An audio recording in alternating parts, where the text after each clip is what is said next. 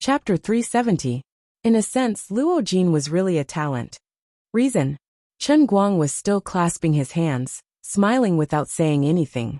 The first time they met, this person tried to intimidate him. He didn't pay attention to him at that time, but now he was doing it again. Luo Jin was stunned. He thought that Chen Guang would run away, but he didn't expect to be questioned instead. Obviously, he didn't know what to say next.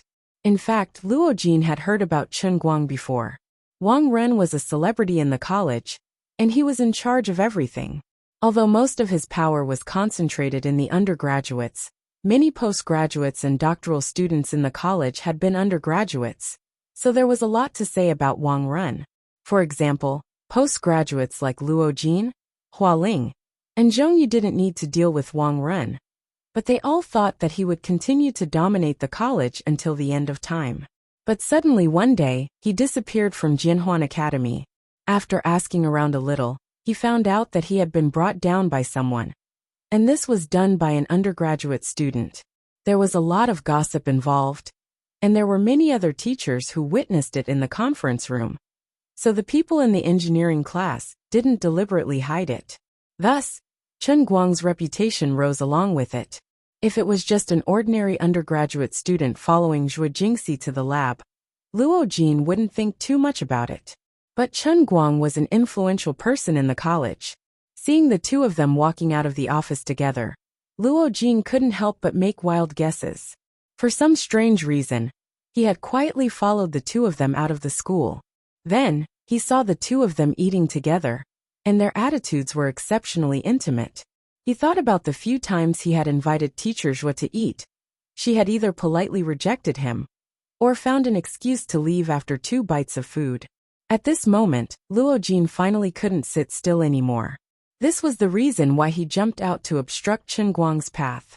But now that Chen Guang asked him about it, what was the reason? You're still an undergraduate. You should focus on your studies. This is a national key laboratory. You'll only be a hindrance.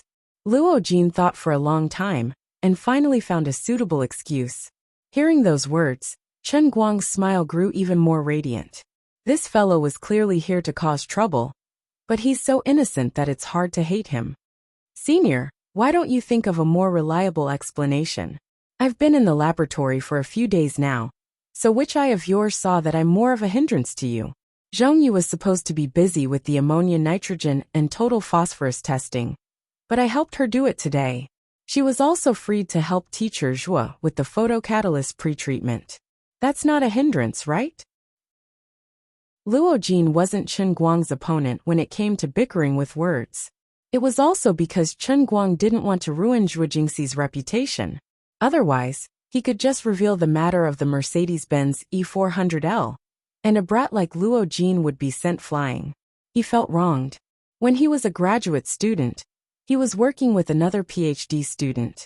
Later, he met Zhuo Jingxi at a meeting and fell in love at first sight with this beautiful PhD student who was the same age as him. He felt extremely wronged.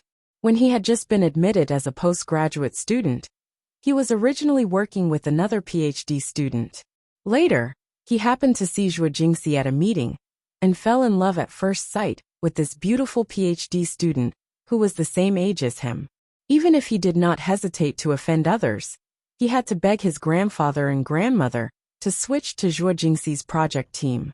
2 years had passed, and he had indeed changed from a fresh and hot graduate student to a barely qualified research dog. He could help Zhuo Jingxi with the experiment, but she kept her distance from him.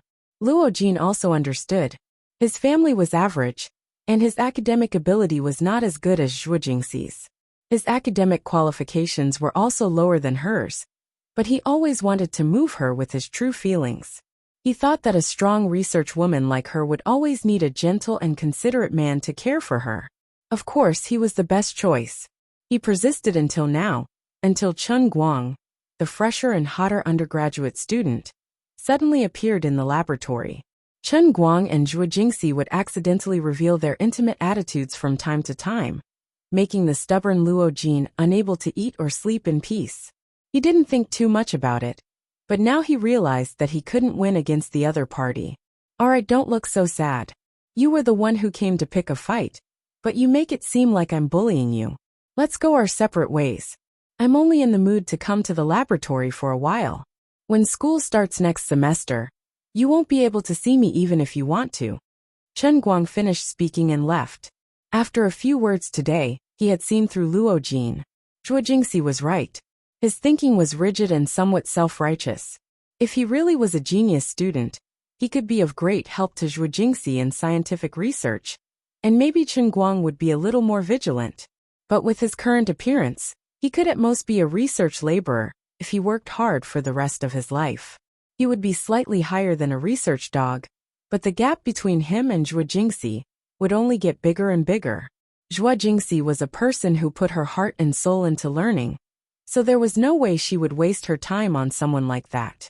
She still allowed him to stay on the project team because he was a simple-minded person, and it was convenient to use him in experiments. Seeing Chen Guang walk away without looking back, Luo Jin's face turned green and white. In the end, he could only pinch his nose and go back dejectedly. The next day, Chen Guang arrived at the laboratory a little late. When he entered the door, he saw that the laboratory was covered with dark clouds, and everyone had worried expressions. What's wrong? Chen Guang walked up and asked. Luo Jin looked at him and didn't answer. Zhuo Jingxi frowned and sat on the chair thinking about something. She didn't seem to notice that Chen Guang had come. Zhongyu explained, "Our atomic spectrometer is malfunctioning. It will take at least 3 to 4 days for the maintenance to come. The malfunction is quite serious, and we don't know how long it will take to fix it." Chen Guang wondered, "Can we borrow it from the lab next door?" Zhongyu shook her head. "Not our team. The imported one used by the entire lab is broken, and we can't borrow it. The domestic ones aren't accurate, and the data produced isn't accurate." On the other side, Zhuo Jingxi thought for a while, and suddenly took out her phone to make a call. After Zhuo Jingxi left the room, Luo Jin suddenly said, "Chen Guang, go do your own thing. The spectrometer has nothing to do with your experiment, so don't stand here and cause trouble." "Brother Luo, why are you talking like that?" Hua Ling, who was next to him, argued. Chen Guang looked at this northeastern senior. He didn't expect her to have such a strong sense of justice. Zhongyu also looked at Luo Jin unhappily. Obviously, this senior who came for Zhuo Jingxi didn't get the respect of Hua Ling and Zhongyu. Luo Jin's face darkened. "What did I say? He has never used an atomic spectrometer before. He's just an undergraduate. Did I say something wrong?" Chapter 371. So what if we're undergraduates? We didn't start as undergraduates. Even if we don't know how to use it now, won't we learn it after reading the manual? Zhongyu also started arguing with Luo Jin. She really could not stand this simple-minded senior. In the past, they only interacted with each other in experiments. His overly simple-minded personality could be of some help when dealing with data, but now with the addition of Chen Guang, he had completely become a troublemaker. It was said that one should help one's relatives but not reason. Chen Guang and Zhongyu had graduated from the same high school. Even if they had only known each other for a short time, their relationship was much closer. Moreover, Luo Jin was not in the right. Luo Jin was stunned. He did not expect that in just a few days, he would become the outcast. He snorted and took out a book from the drawer beside him, slamming it on the table. "Fine. You said he will learn it after reading the manual. Fine, take a look. Can you understand it?" Luo Jin's last sentence was directed at Chen Guang. The three of them turned to look at the book on the table. The manual for the imported equipment was, of course, in English. Zhongyu was quick-witted and immediately realized that Luo Jin was purposely making things difficult for Chen Guang. "I'll translate for him." Reading the manual with a translator? Are you here to do experiments, or to be a big boss? Luo Jin finally got cocky. Chen Guang had a crooked smile on his face. It seemed that his reputation in the school was not big enough. These people only knew that he had chased Wang Rin away, but they did not know how the feud between him and Wang Rin came about. If he knew a thing or two, he would not have dared to talk about it in front of him. It was all in English. How could he do that? "You said I can't understand it?" Chen Guang waved his hand, indicating that Zhongyu did not need to worry. He grabbed the manual and began to read it. He read the first 2 sentences in English, and it was the old-fashioned way. His pronunciation was perfect, and his pronunciation was clear. He read it as soon as he picked it up, unlike the other students who had to ponder over it for a while. Luo Jin and the other 2 had yet to recover from their shock when Chen Guang suddenly switched to Mandarin. This was even more frightening. His eyes were looking at the English version, but his mouth was able to speak Chinese without any hindrance. He spoke extremely fast and did not stutter. He did not even use his brain at all. Simultaneous translation was nothing more than this. There were some self-taught undergraduates who were particularly interested in English, but unless they were really English majors or language geniuses, under normal circumstances, how could an undergraduate be so fluent in English? Even a doctor like Zhuo Jingxi was far from being able to do this. Zhong Yu smiled until her eyes squinted. Chen Guang really didn't embarrass the people of Lilai County. Luo Jin did not make a sound. He did not want to admit that he was actually very jealous of Chen Guang. His English was not very good, and every time he read foreign language literature and the operating manuals of imported equipment, it would be very painful. Therefore, he deliberately wanted to use this matter to mock Chen Guang.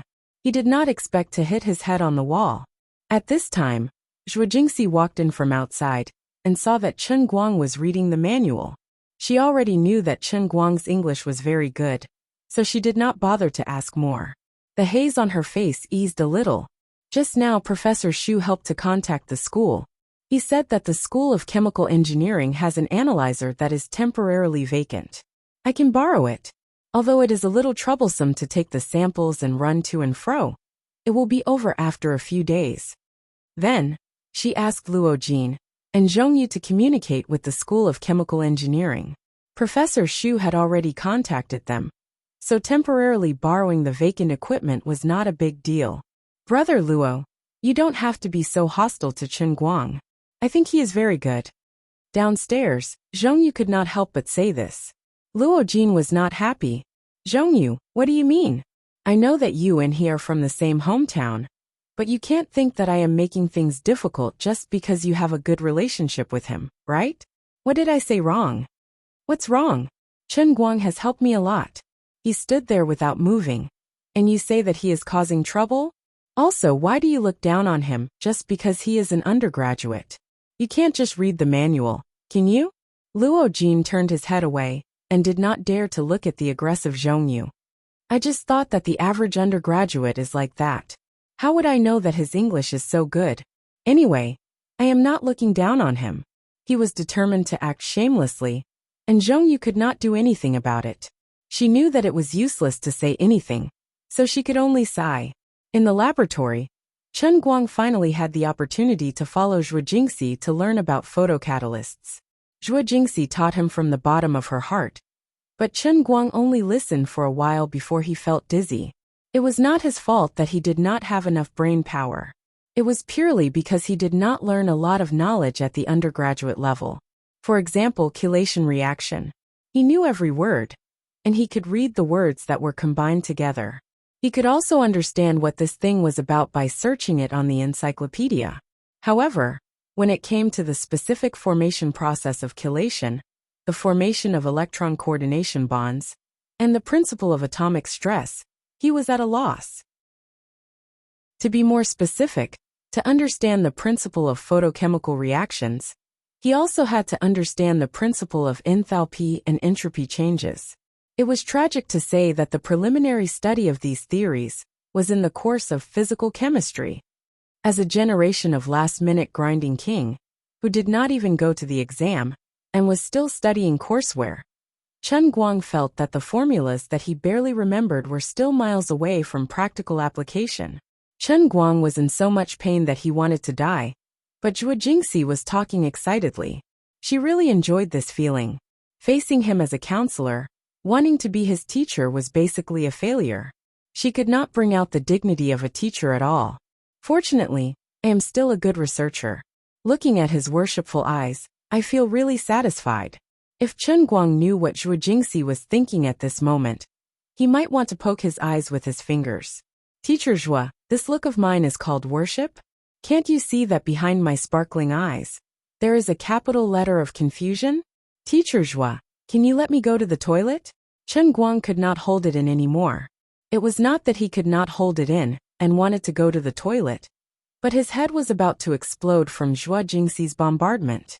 He only felt that the sky above his head was filled with complex formulas that he had never seen or heard of before. Her eloquent manner looked like she was teaching someone, but in reality, she was talking to herself. Chen Guang was dumbfounded, and Hua Ling, who was next to him, was barely able to hear it. However, Zhua Jingxi herself did not notice it at all. People who were obsessed with scientific research would often be in this state. It seemed like they were discussing with someone else, but in fact their brain had already started to spin quickly, and it was basically the same as talking to themselves. After strolling outside for a few minutes, Chen Guang estimated that Zhua Jingxi had already gotten over it. He dared to walk back, and saw that Zhua Jingxi had already started to look at the samples with her head down. He let out a long sigh of relief. Going to the toilet was really useful. However, just as he sat down, Zhua Jingxi suddenly turned around and saw him. She smiled and said, "You're finally back. Where was I?" F***CK. Again? Chen Guang hurriedly waved his hand. Teacher Zhua, you can continue with the experiment first. No rush, no rush. We have to wait for the atomic spectrometer to be finalized before we can do the next step. Right now, we're just doing some preparatory work. Listen to me. Each different nanoscale catalyst material has different properties. After we mix these things together, who can save me? Chen Guang really wanted to find a piece of tape to cover her mouth. Teacher Zhua, I know the principles you're talking about are very powerful, but I really don't understand. At this moment, Luo Jin walked in from outside the laboratory. Zhua Jingxi saw this, and quickly left Chen Guang behind, and walked to the door. Luo Jin, did you guys ask? What did the Faculty of Chemical Engineering say? Did you get the lab key? Although Chen Guang did not really like this second-year student, at this moment, Chen Guang basically regarded him as his savior. When he heard Zhua Jingxi's question, Luo Jin opened his mouth and wanted to say something, but he hesitated. Behind him, Zhong Yu also walked in with tears on her face. Teacher Zhua, the head of the Faculty of Chemical Engineering, he. Chapter 372. Wang Ren was sitting in his office with a smug smile on his face.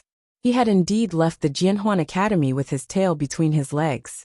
But his situation did not become worse because of this.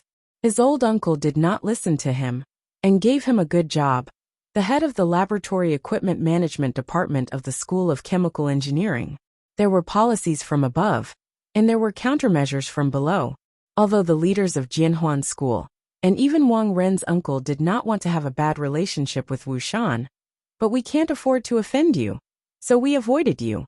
Since we know that this student has some relationship with you, we will move to another place and no longer appear in front of you. This result can be considered as an explanation to everyone, right? These things were nothing more than giving each other a way out and saving each other's face.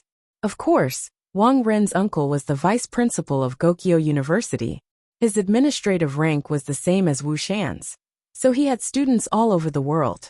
After inquiring a bit more, in the eyes of the vice principal, Wu Shan, and that kid from the Building Ring Academy, only had a slight relationship with Wu Tong.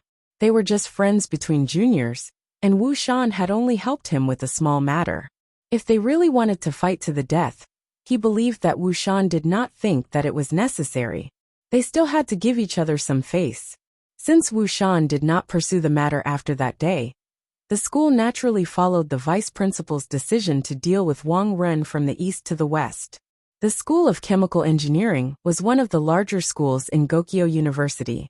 As the name implied, the experimental projects of this school had always been the most important. It had the largest laboratory building in Gokyo University, and the total investment of the experimental equipment was more than 100 million. Wang Ren's job was a high-end one. He was responsible for the daily maintenance of many of the experimental equipment in the chemical engineering building. If there was a need to buy new equipment, he could also help. This was a lucrative job, and it was very easy. Although it was a maintenance job, what he had to do was to call the manufacturer when the equipment broke down and ask the manufacturer to repair it. Compared to when he was in Jianhuan school, his income did not decrease. In these 2 to 3 months, his income had increased several times. He was also regretting it. If he had known that there would be such an easy job to earn money, he wouldn't have bothered staying in the academic affairs office of Jianhuan Academy and working himself to death to do all those things. Not only did he not get much money from the undergraduate students, but he also ended up with a bad reputation, and there was also the risk that he would be exposed at any time. It was much easier now.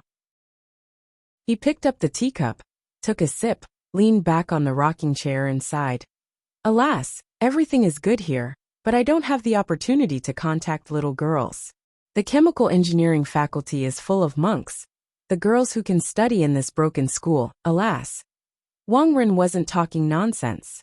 It wasn't that there weren't any beauties in the chemical engineering department, but the ratio was too low, especially the female straight-A students. To put it bluntly, their looks were basically below average. For Wang Ren, who was used to young and beautiful girls, it was like heaven and earth.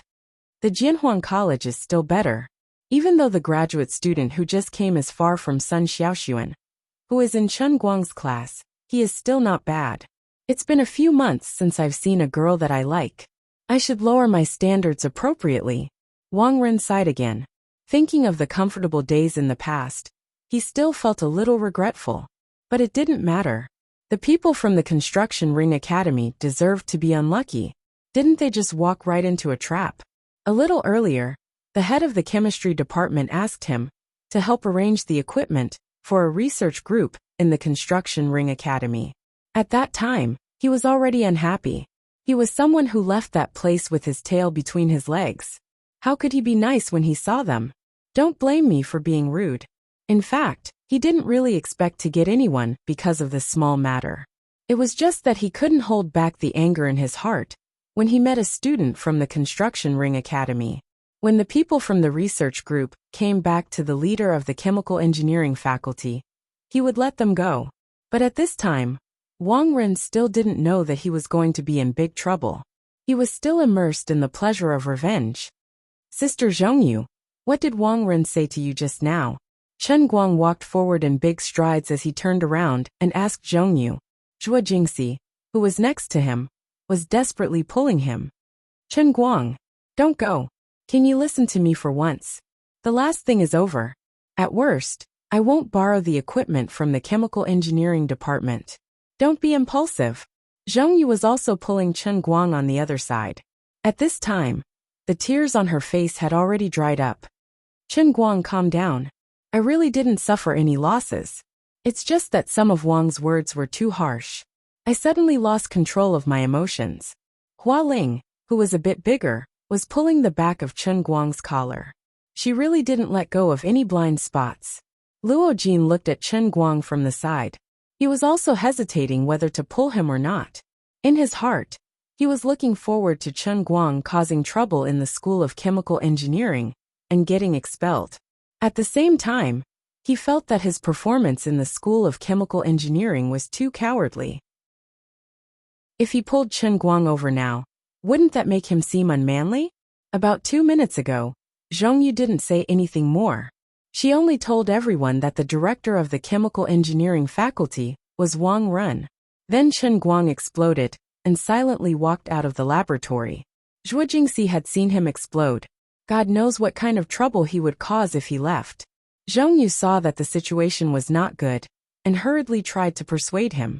The moment she spoke, the face of Chen Guang, who had always been kind in the laboratory, suddenly became gloomy and ugly. Chen Guang was pulled by the 3 girls and couldn't move. He had no choice but to stop and look back at Zhuo Jingxi. Teacher Zhuo, did you forget what Wang wanted to do to you?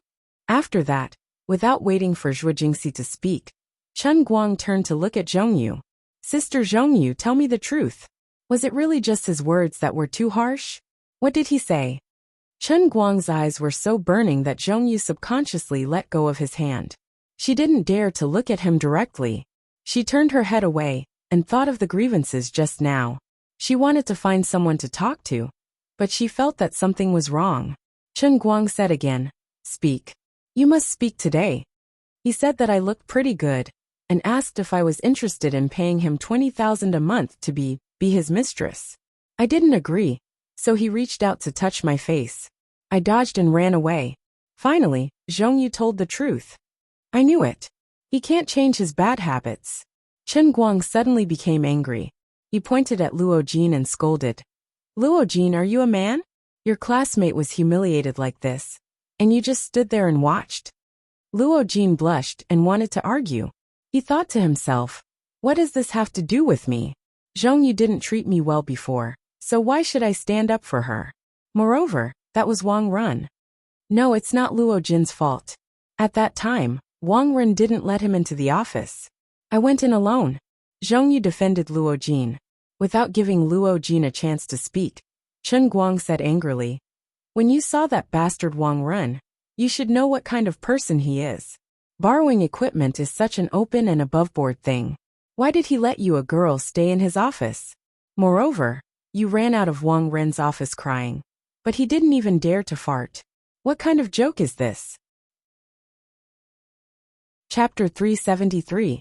Luo Jin was extremely embarrassed by Chen Guang's words. A man needed face, and a tree needed its bark. Being lectured like this by an undergraduate student in his eyes, he felt embarrassed. "Chen Guang, don't just stand there and talk. Who didn't know that Wang Run had a powerful background? What can I do even if I rush in and question him? If things really got out of hand, what if Teacher Zhua couldn't borrow the lab equipment? You'll bear the consequences of delaying the progress of the experiment? Can you? How capable? Don't pretend to be angry here. What's the point of being angry at me? I don't believe you can do anything to Wang Run." Chen Guang suddenly laughed. "You're saying that I'm pretending to be angry? Fine, come. I'll show you what a man is." Zhua Jingxi panicked, and suddenly hugged Chen Guang from behind. Almost half of her body was pressed against Chen Guang's back. She turned her head and shouted at Luo Jin. "Luo Jin, what nonsense are you talking about? Why are you provoking him at this time?" Luo Jin didn't know how powerful Chen Guang was, but Zhua Jingxi knew. Don't be fooled by his usual jovial demeanor. Once he got serious, he didn't care about anything. When Wang Ren was still the head of the discipline department in the Jianhuan school, and was now in charge of Chen Guang, he dared to go against others, and even almost beat them up. It was only when Wang Run was chased out of the school that things came to an end. Now that something like this had happened, Zhua Jingxi felt that things were really getting out of hand. How could she let him go? Chen Guang tried to take 2 steps, but he really couldn't move. He didn't dare to use force to break free from Zhua Jingxi, so he could only stop and sigh. "Teacher Zhua, do you really think I've lost my mind from anger?" Zhua Jingxi retorted, "Isn't it?" Chen Guang shook his head. "No. Actually, I'm very clear-headed now. Really clear-headed." "Then why are you still like this?" Zhongyu asked again. Chen Guang sighed. "Fine. I'll tell you why I'm so angry. On a larger scale, look at where we are. This is Gokyo University. It was 211,985. It was the best university in the southwest region. It was the yearning of countless students in the Dechuan province. He, Wang Run, was merely an ignorant and incompetent piece of trash. What right did he have to wield authority here? What he did in the past at the Jianhuan Academy was fine. I thought that if I chased him away, it would be retribution for his evil deeds. And I thought that he would regret it. But look at how the people in the school fooled us.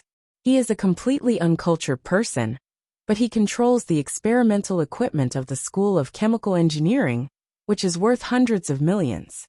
He is like a ruffian on the street, becoming the dean of the Imperial College. We followed the normal procedure to borrow a piece of idle equipment, but Sister Zhong, you had to face such difficulties. In the past, he ruined the atmosphere of our Jianhuan Academy. Now he wants to ruin the academic atmosphere of another academy. Before I came to the laboratory, I might not have felt anything. But now, I really feel that a serious scholar should not be under the jurisdiction of a scumbag like him. On a smaller scale, back then, Dean Tong vowed in front of us that he would expel Wang Run. In the end, not only did he not get the hell out, but he even got promoted? Wang Ren was fired. But he was promoted. If such a person continued to mingle in the school, Sister Zhongyu righteously rejected him today.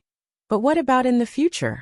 Or was there someone else who was in a hurry to tackle a key project at a critical moment? Give him another card? Think about it. Do you really want people to lie on his bed for the sake of learning? That is the biggest joke in the world. On a smaller scale, Zhongyu is my friend. How dare he treat my friend like this? I can't stand it. Today, I will settle old and new grudges with him. In this lousy school, if he exists, I will not exist. If I exist, I will not exist. No matter which school he is in, it is the same. Don't stop me. If I stop you now, I will find him alone tonight. The consequences will be worse. If I don't let him know, he will be in charge of the equipment.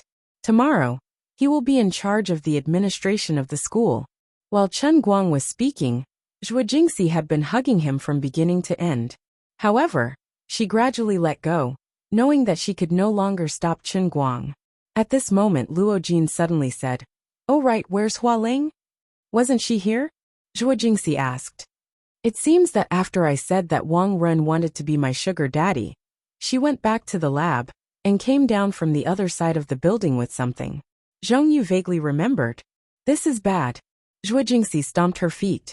She was trying her best to control Chen Guang, but she forgot about Hua Ling, the bad-tempered girl. She was also one of the main forces pulling Chen Guang back, but in the end, she charged over herself. Let's go check it out. Chen Guang didn't have much contact with Hua Ling, but it was undeniable that the straightforward Hua Ling helped him a lot these days. A group of people ran all the way to the laboratory building of the School of Chemical Engineering. From afar, they could see a large group of people surrounding the school building. Everyone thought that Hua Ling was in trouble, so they quickly rushed forward. Before they could take 2 steps, a loud shout came from the crowd in front of them. It was Hua Ling. She was full of energy. Obviously, she didn't suffer much. Fortunately, nothing happened to him. School of Chemical Engineering. Jinhuan School. The biggest stinky shit. Stinky shit. Wang Ren jumped ship. Wang Ren, you son of a bitch. Eating, drinking, whoring and gambling. He ran away with the mess he left behind. You want to molest a girl just to borrow equipment. And now you come to the School of Chemical Engineering. Wang Ren, you son of a bitch. Hua Ling's loud voice resounded through the sky. Obviously, she had been shouting for a while. Otherwise, she wouldn't be surrounded by so many people.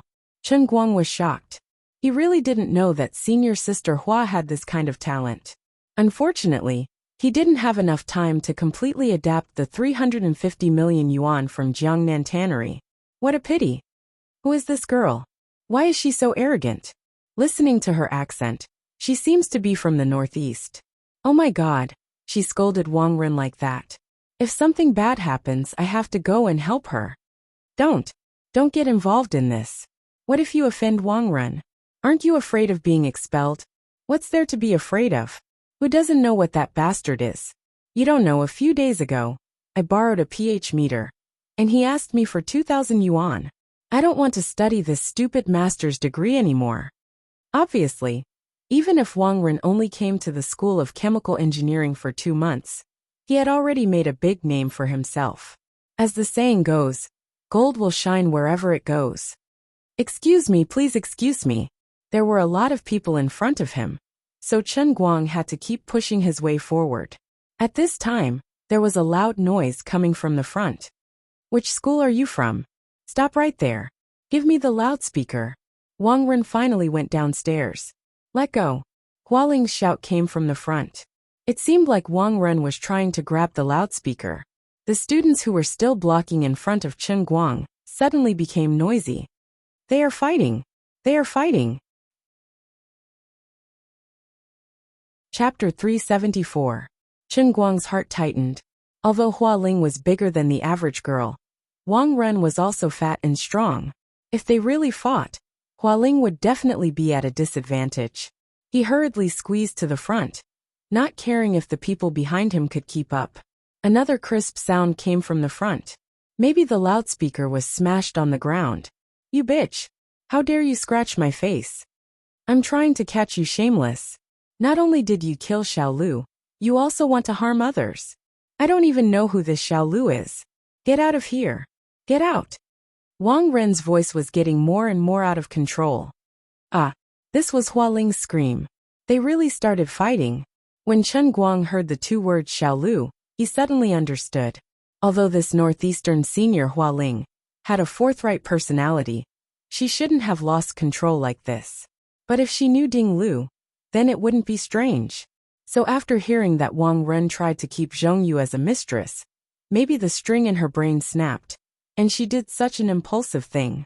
The Xiao Lu she was talking about was Ding Lu. She was the girl who chose to commit suicide after leaving the school for various reasons. When Chen Guang was about to rush out of the crowd, Hua Ling was already fighting with Wang Ren. Many students and teachers were trying to pull the two to the side, but Wang Ren was grabbing Hua Ling's hair. Hua Ling was also fiercely pulling Wang Ren's collar. Her other hand was desperately pulling his face like crazy. Finally, the two were pulled apart. Wang Ren, you will die a horrible death. You will go to hell sooner or later. Hua Ling actually cried. She did not expect that she would lose control of her emotions after coming here. Originally, she only planned to scold Wang Ren, but after seeing him in person, the things in her mind suddenly floated to the surface, and she lost control.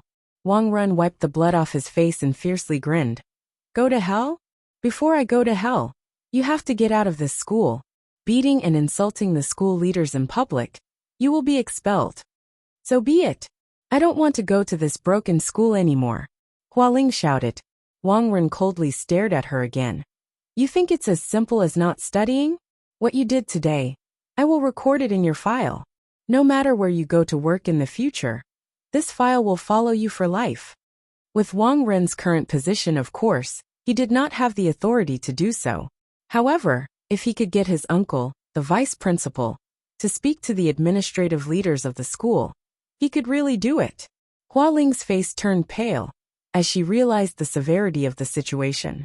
Seeing that Hua Ling was scared, Wang Ren, who felt like he had lost all face, finally regained it. He became proud. That's why you people from Construction Ring are like this. You won't shed a tear until you see the coffin. What right do you have to find trouble with me? Regret it for the rest of your life. I, Wang Ren, am not afraid of anyone in this school. The more he talked, the more proud he became. Although today's situation was embarrassing, it didn't matter. He could take this opportunity to establish his prestige in the chemical engineering department, and also let others know that he was a tough guy, and in the future, they would come to pay their respects to him. Damn it! Too arrogant. I'll beat him to death. Some of the angered students couldn't help but want to rush forward. But the commerce students tried to stop them. Everyone knew that they couldn't afford to offend this person. The movement of the students in front finally gave Chen Guang enough space. He suddenly moved to the front, stood in front of Wang Ren, and coldly looked at him. Really? You've never been afraid of anyone? Wang Ren's whole body quivered. Looking at Chen Guang standing in front of him, he blinked his eyes, thinking that he was seeing things. Why is this devil incarnate here? He had seen the surveillance video of Chen Guang beating up Pan Jiang in the Qing Yixian. If he was a treacherous person, then this Chen Guang was a violent person, and a violent person with Wu Shan as his backing. That day in the Jianhuan school, after he found out Wu Shan's identity, he was also scared. Fortunately, his uncle was not a small character, so he was able to hold on. Being stared at by Chen Guang like he wanted to eat someone, Wang Ren subconsciously took a step back. Although he absolutely didn't want to admit that he was afraid of Chen Guang, his subconscious reaction sold out his thoughts. Chen Guang bent down and looked at Hua Ling, whose hair was messy and face was covered with dirt. Senior Hua Ling, you can go outside and rest. There's nothing for you to do here. What do you mean there's nothing for you to do here? After Chen Guang said this, both Wang Ren and Hua Ling were at a loss. After so many years of administrative work, Wang Ren had some ability to read people's expressions. He suddenly realized that this kid was going to be ruthless. So he asked Hua Ling to go away first, so that this girl could get away. Thinking of this, he almost wanted to run, but when he turned around, he found that his back was crowded with people, and there was no way to escape. Even though the people surrounding him were not really trying to block him, they had unconsciously cut off his escape route. At this time, Zhuo Jingxi and the others finally squeezed in. Chen Guang pushed Hua Ling into Zhuo Jingxi's arms. Teacher Zhuo, you guys leave first. Zhuo Jingxi, Hua Ling Zhongyu, and the others shook their heads violently. I'm telling you to leave this place. Listen to me, Chen Guang shouted.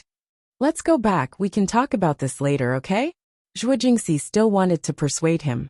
Chen Guang grinned. Are you trying to kill Wang Ren? Ah. Zhongyu, who was next to him, was stunned. However, Zhuo Jingxi understood what he meant. He was clearly saying that if she didn't vent her anger today, someone would really die later. Seeing that she understood and began to retreat with the others, Chen Guang no longer cared about them, but turned around and walked forward. Wang Ren was trying his best to push through the crowd on both sides, trying to run forward. In fact, when Chen Guang first came here today, he did not really intend to make a move. He knew that Wang Ren was afraid of him. As long as he was here, he could borrow the lab equipment with just a word. Based on that bastard's bullying personality, he would only worship him like a Buddha statue. However, when he saw this person, saw the unkempt Hua Ling, saw the mention of Ding Lu's death, and saw the arrogant look on his face, Chen Guang suddenly changed his mind. He knew what it meant to throw a punch, but he could not bear it. Wang Ren, a brainless, uncultured, filthy, domineering, and dirty person, was able to act like a tyrant in the Wujing University for so many years. Even though all the students and even many teachers knew from the bottom of their hearts that he was a rotten person, he still stood tall and did not fall. Even though he was expelled from the Building Loop Academy because of Chu Li's incident, he still managed to get a job in the School of Chemical Engineering. This showed that the person behind him was actually not afraid of Wu Shan. He just wanted to give everyone face and let the matter rest. For so many years, too many people wanted him to leave this school, but no one was able to put it into practice. It was not hard to imagine how strong his backer was. Gokyo University was second to none in the southwest of China. The person who could let Wang Ren cover the sky with one hand in this school would not have a low status. This school's principal had the administrative rank of a deputy minister, and even the deputy was at the level of a prefectural office, the same level as Wushan. The school was also a place to spread branches and leaves. The person hiding behind Wang Ren's back must have a great influence in politics, business, and education. In fact, after Wang Ren was expelled, Chen Guang really wanted to get rid of this scum. But at that time, he and Wu Tong both knew that this kind of person would not be satisfied just by scolding him or beating him up. He must be punished by the law. So Chen Guang and Wu Tong together decided to slowly collect evidence. It was just that both of them had their own things to do. So it dragged on until now, until today, when he once again appeared in front of Chen Guang. Wu Tong and Chen Guang had said many times that fists and kicks were not the real way to solve problems. But at this moment, Chen Guang couldn't control the evil in his heart when he looked at Su Tao's silhouette. He wanted to smash his fist against Su Tao's head, causing his brains to splatter. So he swung his fist in public, under the shocked gazes of hundreds of onlookers. Without hesitation, he threw a punch. This simple punch carried the determination in Chen Guang's heart. Really, if worst came to worst, he would be expelled. If he did not teach this bastard a lesson, Chen Guang really felt that there was no point in continuing to read this book. Now that the law could not punish him, then he would let his fists punish him first. Wang Ren, who was running forward, suddenly felt a hard hit on the back of his head, and his mind went black. That fellow Chen Guang really made a move. Wang Ren screamed in his heart, and tried to stagger forward again, but the back of his shirt was suddenly grabbed. Why are you running? Chen Guang said coldly behind him. If you have the guts to do it, then you have the guts to stand here and take it. Chapter 375. Chen Guang, don't mess around. Didn't you want to borrow the equipment? I'll arrange it for you. Wang Ren shouted with a pale face. However, Chen Guang paid no attention to Su Tao, and pulled Su Tao's face over. That matter is not important to me now. Chen Guang said expressionlessly, and punched Wang Ren's face again. Wang Ren fell on his back. Blood or teeth stained with blood flew out of his mouth as he swung his head back. Chen Guang was really holding back. He didn't know what would happen if he fully exerted the power of the Kirin arm. There were too many people here. And it started with Hua Ling. If he killed him here, it would be very troublesome, unimaginably troublesome. So he couldn't do that for now. But he could collect some interest. Then Chen Guang pounced on him again and punched the other side of Wang Ren's face. His fist scraped his nose, and there was a faint sound of bones breaking. The bridge of his nose was broken. After 3 punches, Wang Ren was completely unconscious on the ground. Blood came out of his mouth and nose. The place where Chen Guang's fist hit cracked open, revealing the flesh inside. At first, when Hua Ling and Wang Ren were fighting, there were students and teachers who came to separate them. But at this moment, there were hundreds of people surrounding them. They didn't even have time to react, or it could be said that they were scared by Chen Guang's action. Although Chen Guang's actions were something that many students had fantasized about, they couldn't help but feel a chill in their hearts when they saw this scum being beaten up before them one day. Gradually, some of the students who were watching the fun began to retreat. It was a big deal, and it was better to protect themselves. Even some of the teachers who rushed over from the laboratory, after hearing the news, quietly retreated to the back.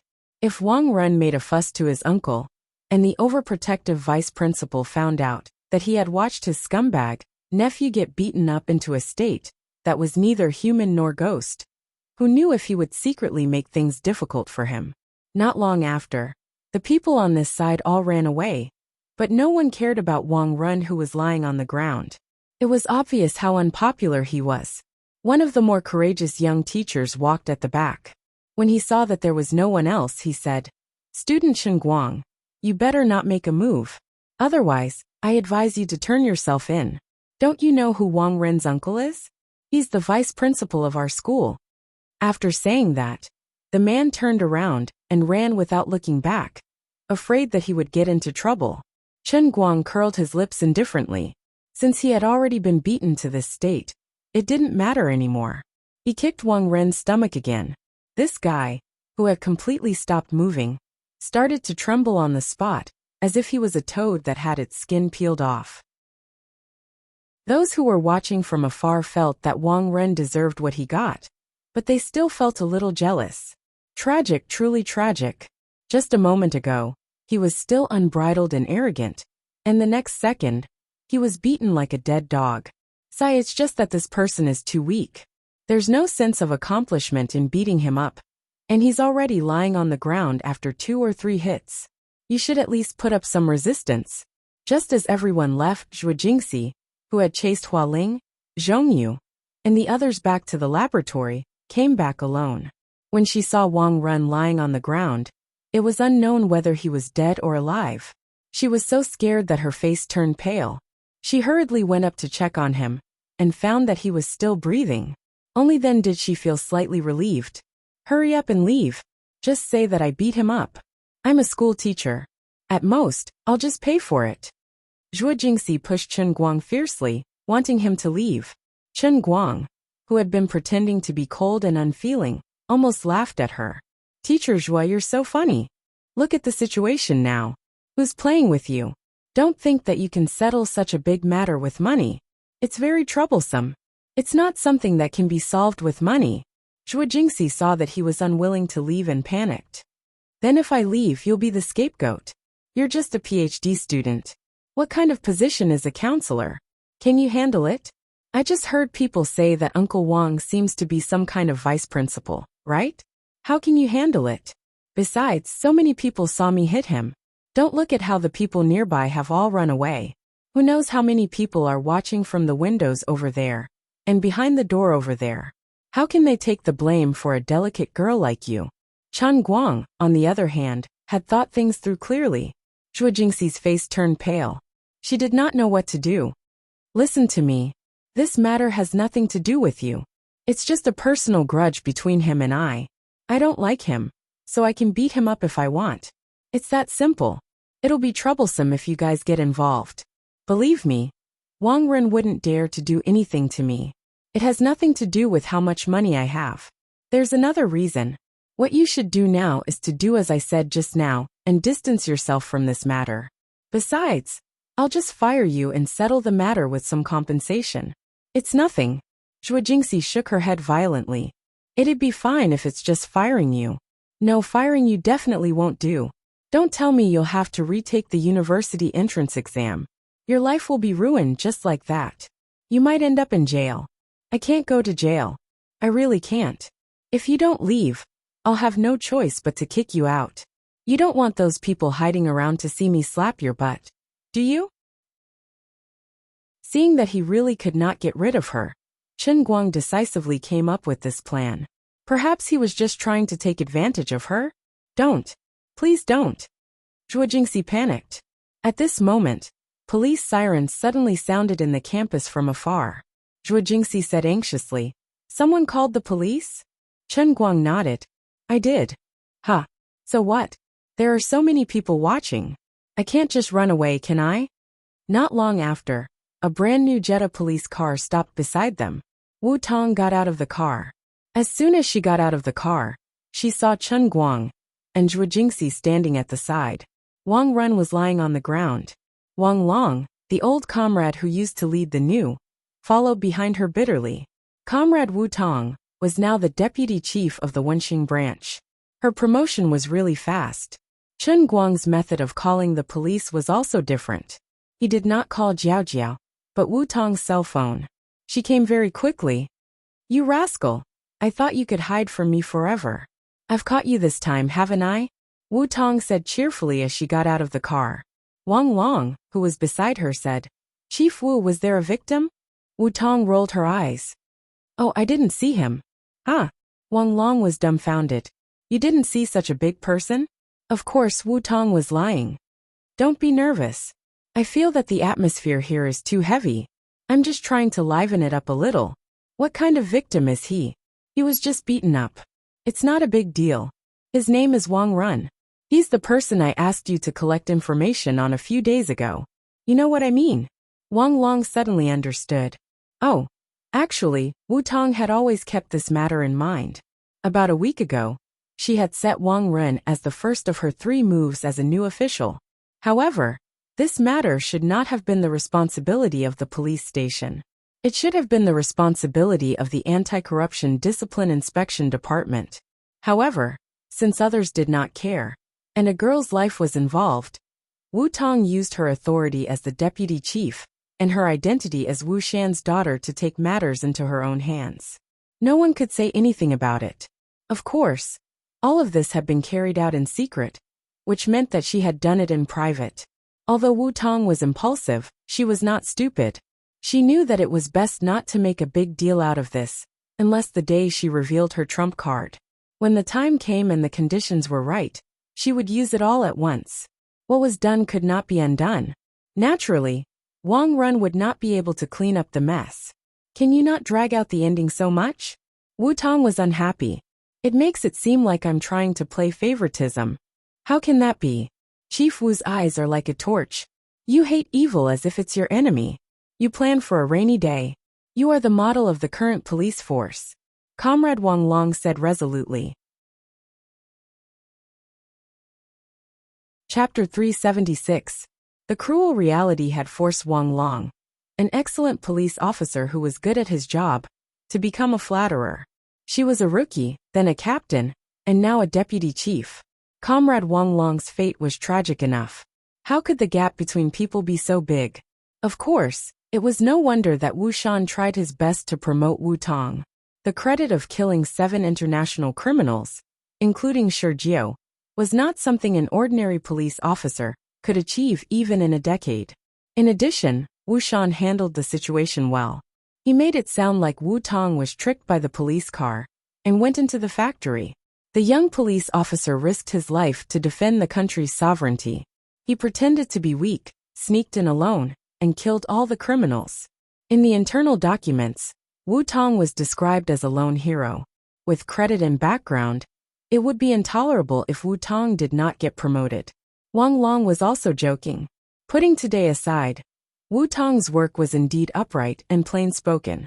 She could endure hardship and was brave enough to charge and break through enemy lines. She finally came close. Chen Guang chuckled. Sis, I didn't hide from you. Aren't you busy? And so am I. Since I'm free today, I asked you to arrest me. Am I not giving you credit? Wu Tong spat at him. Save it. Do you think I don't know that you asked me to clean up your mess? You heartless little brother. Call me when you need me, and treat me like air when you don't need me. Wang Long, who was next to Wu Tong, had goosebumps all over his body. Scary, really scary. Director Wu, who was now called the Iron Judge Wu in the police station, actually spoke in such a tone in front of his brother-in-law. I won't be silenced when I return to the station, right? Then Teacher Zhua, shall I take Chen Guang away? Wu Tong finally noticed Zhuo Jingxi, who was standing next to her in a daze. Zhuo Jingxi had seen Wu Tong last time, and knew that she was the police officer in charge of Chen Guang and Pan Zhang's case. She guessed that Wu Tong had a good relationship with Chen Guang, but now it seemed that it was very unusual. Zhuo Jingxi nodded blankly. Oh, okay. Wang Long, you take care of the aftermath. Send this dead man to the hospital. I'll take the suspect away first, Wu Tong said as she pulled Chen Guang towards the police car happily. She had only taken 2 steps when she suddenly remembered something. Oh right. You weren't crippled, right? Chen Guang nodded. I'm not crippled. I know what to do. That's good. It's not a big deal. I can handle it. She watched as Chen Guang and Wu Tong got into the police car side by side. It didn't look like they were arresting criminals at all. It was more like 2 acquaintances who had met by chance on the street and were chatting happily. They were going to talk about life somewhere. Wang Long was also in tears. Are you going to show favoritism in front of me? They didn't even put on a fake handcuff? They didn't even make an official article? Seeing that the police car had gone far away, Zhuo Jingxi couldn't help but ask. Officer Wang, I'm Chen Guang's counselor, Zhuo Jingxi. Who is Chen Guang and Officer Wu? Sister. Wang Long subconsciously wanted to say brother-in-law, but he immediately felt that something was wrong. First of all, he was older than Wu Tong. Brother-in-law was too embarrassing. He should say brother-in-law. Secondly, this was also a joke in the police station. Wu Tong would never admit it. Of course, she had never denied it, but she couldn't say it in front of outsiders. So he waved his hand. Next, I'm such a genius. You should leave this place quickly. This matter is very complicated, more complicated than you think.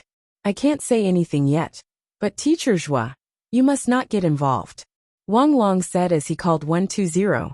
Chen Guang had already slipped away, so there was no point in Zhuo Jingxi staying there. Since the police were in charge of the scene, she also knew that she didn't have to get involved. She could only leave worriedly. In the car, Wu Tong said as she drove. I found some things about Wang Run, but it's only at the level of corruption. Frankly speaking, if Wang Run was just an ordinary person, this would be enough to convict him. But now it's still not enough.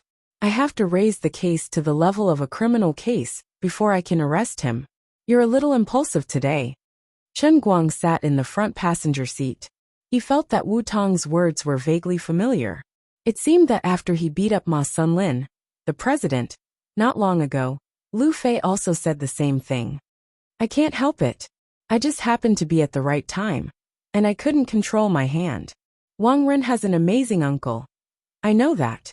He's the vice principal. His official position isn't as high as your father's, right? Wu Tong pinched his leg. Look at what you're saying. It's as if you can convict someone just because he's a higher official or a lower official.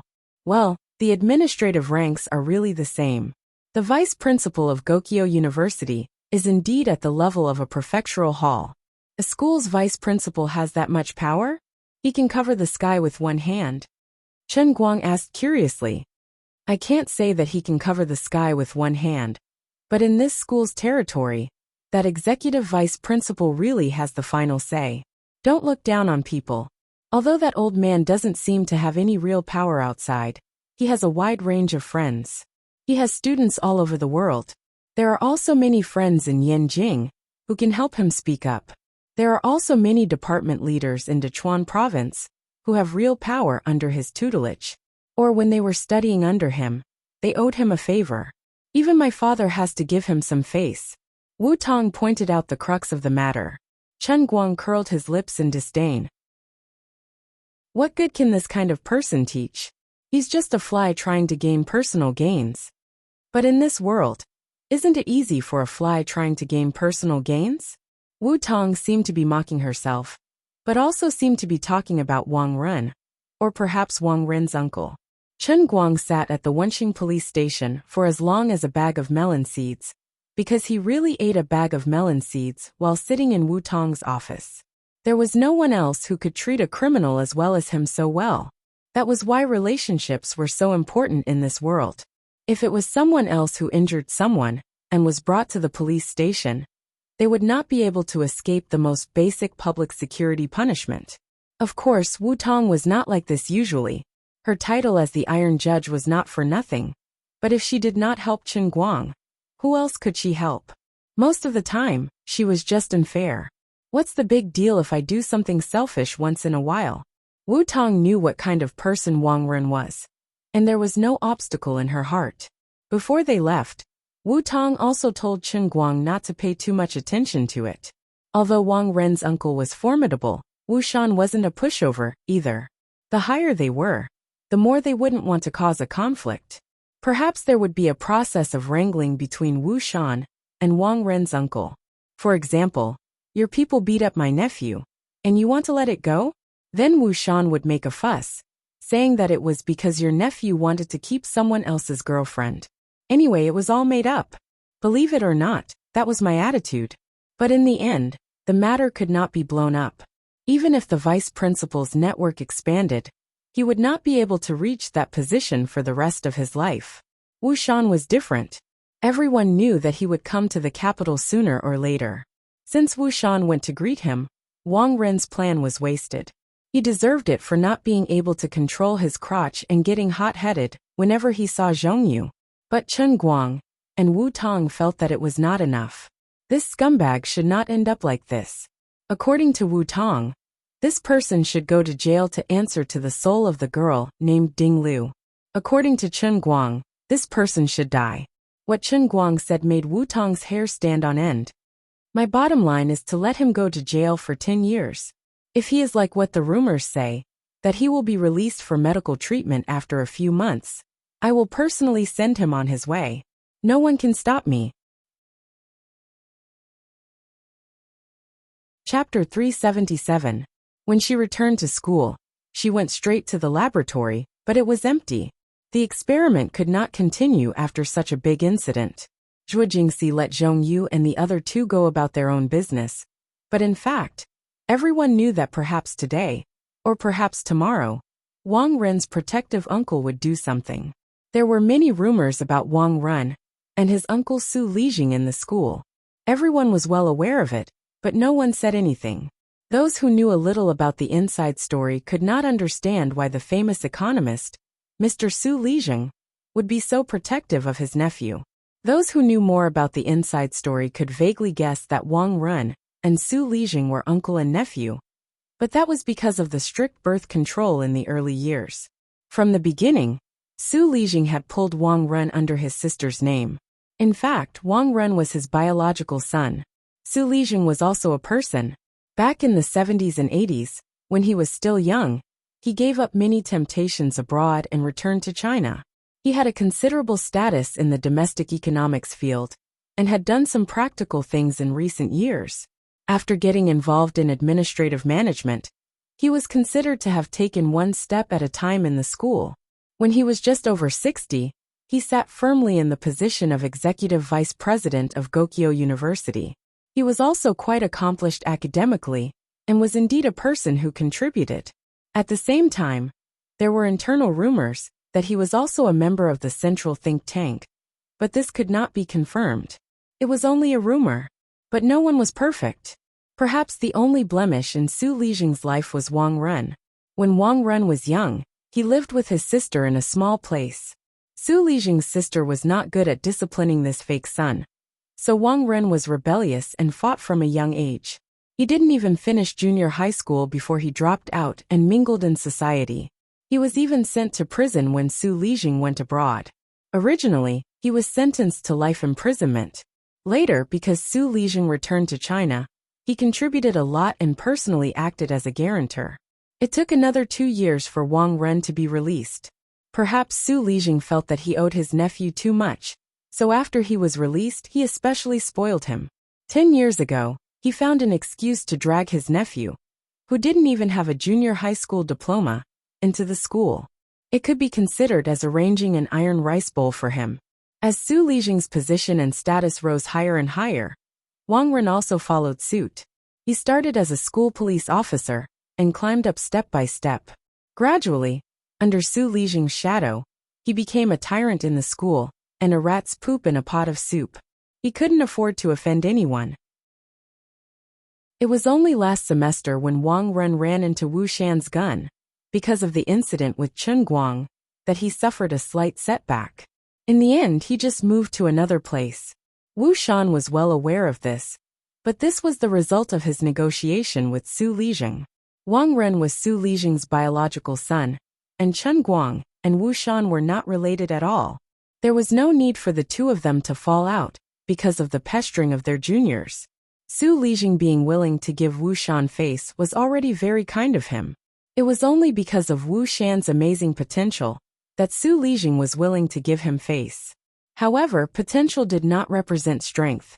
Su Lijing was giving in to Wu Shan, but Wu Shan could not make Su Lijing lower his head completely. Before you actually sat in those positions, no one knew what the next term would be like. Chen Guang found Zhuo Jingxi at her home. When she entered the door, she seemed to have just finished a phone call with someone. Her face was pale like a frightened bunny. "Teacher Zhuo, what's wrong?" Chen Guang strode in, and felt that Zhuo Jingxi's expression was not right. Zhuo Jingxi shook her head. "No, nothing." Chen Guang sat on the sofa. "You really don't know how to lie at all." In the end, Zhuo Jingxi could not hide it anymore. The person who had just called was her tutor Xu Lirong. According to the school's leaders, they originally wanted to directly revoke her doctorate qualifications. But because Xu Lirong insisted on protecting her, the matter was temporarily put on hold. Although Xu Lirong's administrative status was not high, her status in the academic world was not much lower than Su Lijing's. The two sides wrangled again, and finally reached a compromise.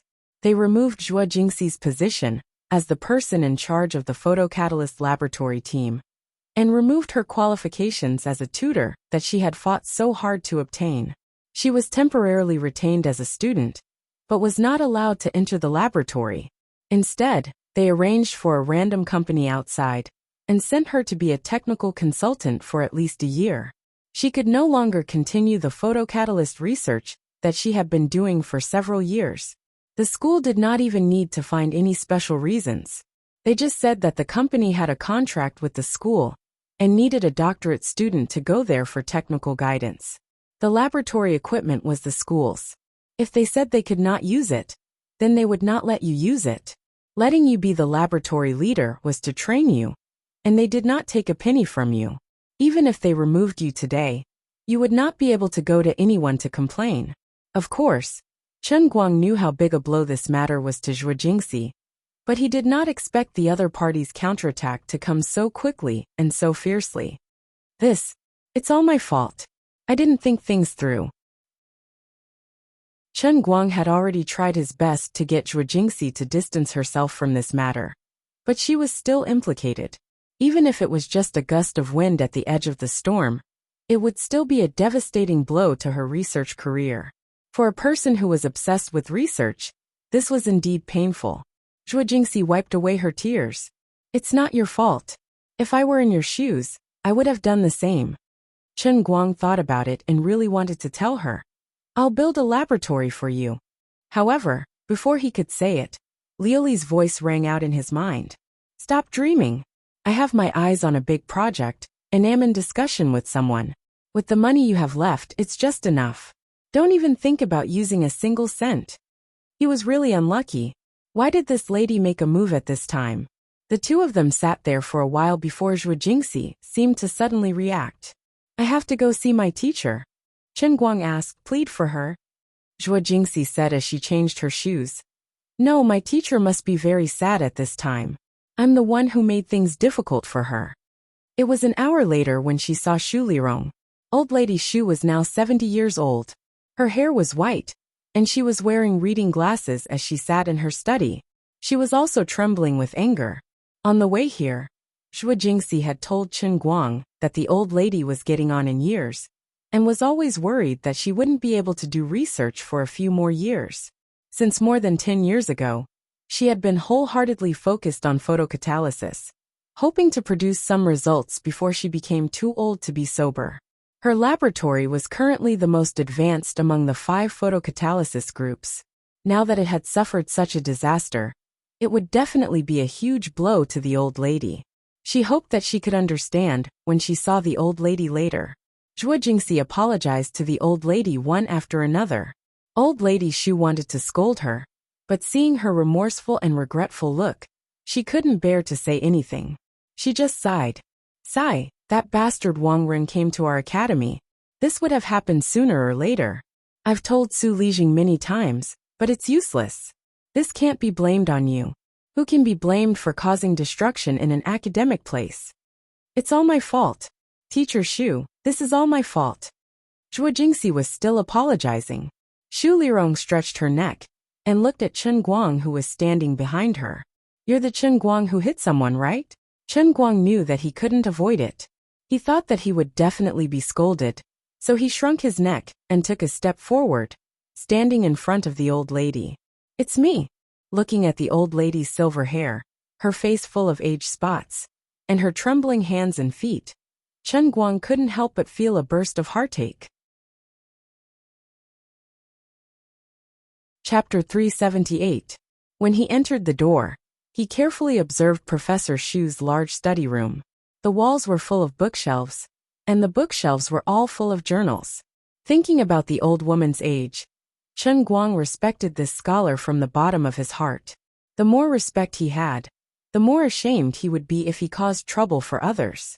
He even regretted that when he hit Wang Ren, he only thought that he was fearless, but he didn't consider that it would involve so many people, and it would affect the research that the old woman had invested her entire life into.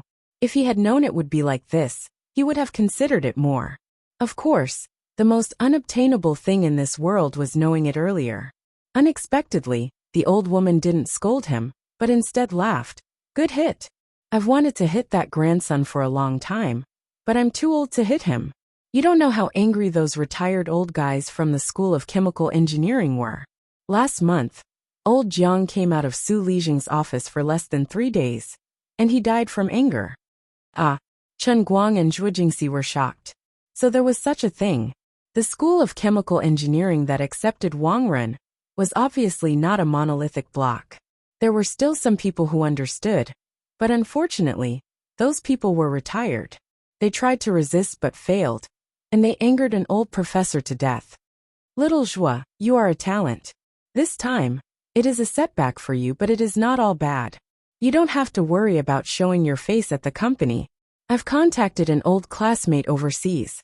With your current level, you can also enter his son's laboratory in California. My old classmate's son is also quite outstanding. He's a foreign academic leader before he's even 50 years old. He has real skills.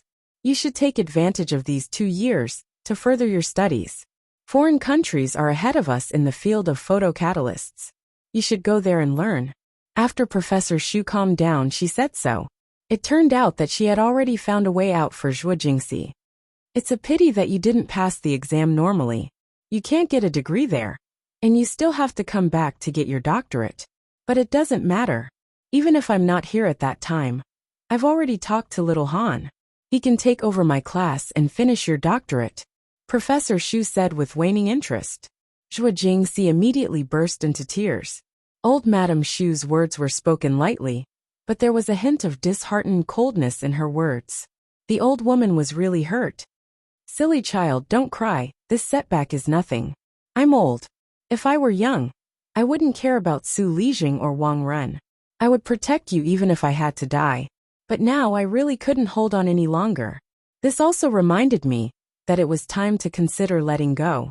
It's just a little regretful that before I die, I couldn't really come up with anything. After I die, people will definitely criticize me. Old Lady Shu wasted a lot of the country's money But she didn't even get any results. Time waits for no one. As old lady Shu spoke, her voice started to choke. But it's not your fault, little Joie. It's really not your fault. You've already done very well. It's just that you were born 10 years too late. If you and I had fought together 10 years earlier, we would have produced something by now. But it doesn't matter. The happiest thing is that I can take you with me for a period of time in these few years. When you return to China, it doesn't matter if you don't come back. In any case, you have to go further than me. Zhuo Jingxi burst into tears. The two women, one old and one young, hugged each other and cried bitterly in the study. Perhaps Wang Ren's matter was just the fuse. What really made old Shu sad was that she felt old. For a person who had been studying for his entire life, the saddest thing was not losing to knowledge but to time. He clearly knew that if he persisted on this path, he would get results sooner or later. But he couldn't live to see that day. How sad it was. Chen Guang could also see that the old woman was really overworked and overworked her brain. She looked like she was in her 70s, but she looked like she was in her 90s. In the time it took to say a few more words, her breathing had become rapid. Perhaps she really didn't have many years left. The room was filled with a sorrowful atmosphere. Chen Guang silently turned his face away. He also felt his eyes moisten. After a long time, the two of them finally calmed down. Zhuo Jingxi's panic from having to leave the laboratory gradually dissipated. Old Shu turned her gaze to Chen Guang again. Young man, don't blame yourself. Actually, we all hope that someone will really stand up and kick that bastard surnamed Wang out of the school. If this time, because of you, Su Lijing can understand that he should send Wang Ren somewhere else, and not let him cause trouble in the school, then you'll really have done a great service. The school is full of honest people who study, and all of them have been trampled on by Wang Ren. Every day, there's someone shitting on your head. How can you study? Evil people should be tortured by evil people. When old Shu said this, Chen Guang also laughed. Ancestor grandmother really knows how to ease people's minds. I'm already regretting that I didn't hit him hard enough. Don't worry, I, Chen Guang, swear here today that even if I'm expelled later, if that surnamed Wang still hangs around in the school, I'll specially beat him up. I'll beat him up until he doesn't dare to appear within 10 miles of the school. Old Shu's eyes lit up. Aren't you afraid that Su Lijing will find trouble with you? Chen Guang curled his lips. I'm not afraid. Isn't he just a vice principal? Can he eat me up? Young man, do you have other ideas? Old Shu was a learned person for decades. Perhaps she didn't know much about business, but she had a keen eye for people. She could see through Chen Guang's other plans at a glance. Chen Guang didn't hide it from her. Yes, if we can send him to jail, that would be even better. Old Shu clapped her hands excitedly. Although I'm not very optimistic about you, I support you. When you go back, look for little Han. He's the vice principal of your school. He has some things that might be helpful to you, but you have to do it discreetly. Although little Han is also involved in administration, he's also a learned person. Don't drag him into this. Chen Guang nodded. I understand. When the two left old Shu's house, their moods were much better. Zhuo Jingxi was still a little choked up. She was just sad about old Shu's old age. But humans were like this. Birth, old age, sickness, and death were the natural cycle of reincarnation. Sickness could be cured, but aging was unstoppable. Teacher has placed all her hopes on me. Zhuo Jingxi leaned on the E400L passenger seat and sighed. So Teacher Zhuo, you have to pull yourself together. It's about learning. It doesn't matter where you do it. Studying abroad isn't bad either. Chen Guang, on the other hand, was delighted. Zhuo Jingxi wanted to say something but stopped. Chen Guang guessed what she was thinking. Well, it doesn't matter if you admit it or not. Anyway, you're my little mistress now. I know this kind of private study that isn't funded by the government must be very expensive. But don't worry. I can still handle this small amount of money. Zhuo Jingxi shook her head fiercely. How can I let you pay for this? No way. That's how you rejected me when I bought you a car. Give up struggling. After the first time, you won't be able to resist the second and third time. Otherwise, how are you going to study abroad? I heard that living expenses in America cost thousands of dollars a month. When you have a foothold abroad, the laboratory will have to pay you, right? When the time comes, if you really can't get over it, then you can pay me back. Zhuo Jingxi's face froze. She couldn't refute. At this moment, the two of them still didn't know that Su Lijing's counterattack was not over. Vice Principal Su had indeed reached a compromise with Wu Shan, but this compromise was only limited to Chen Guang. Official Su's anger couldn't burn Chen Guang, but it had to be vented. The more he compromised with Chen Guang, the more it would burn with others.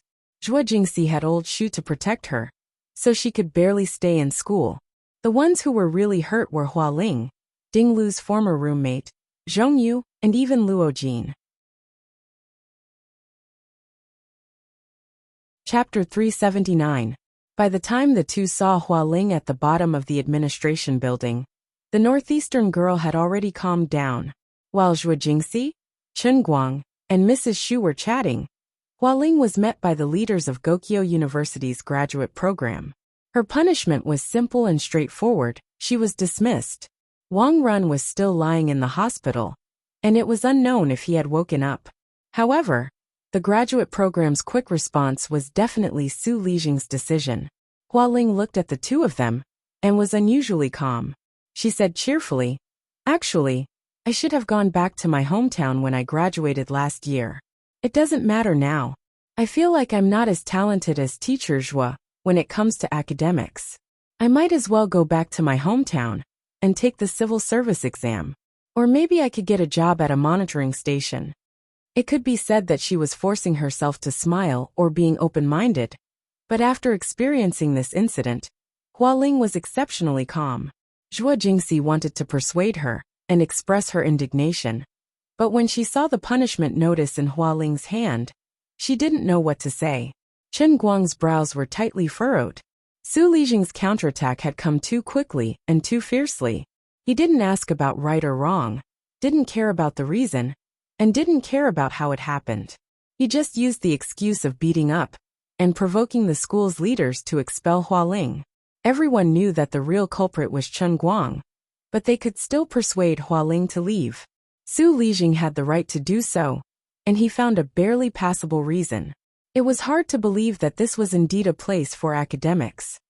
After a while, Zhong Yu also walked out of the administrative building.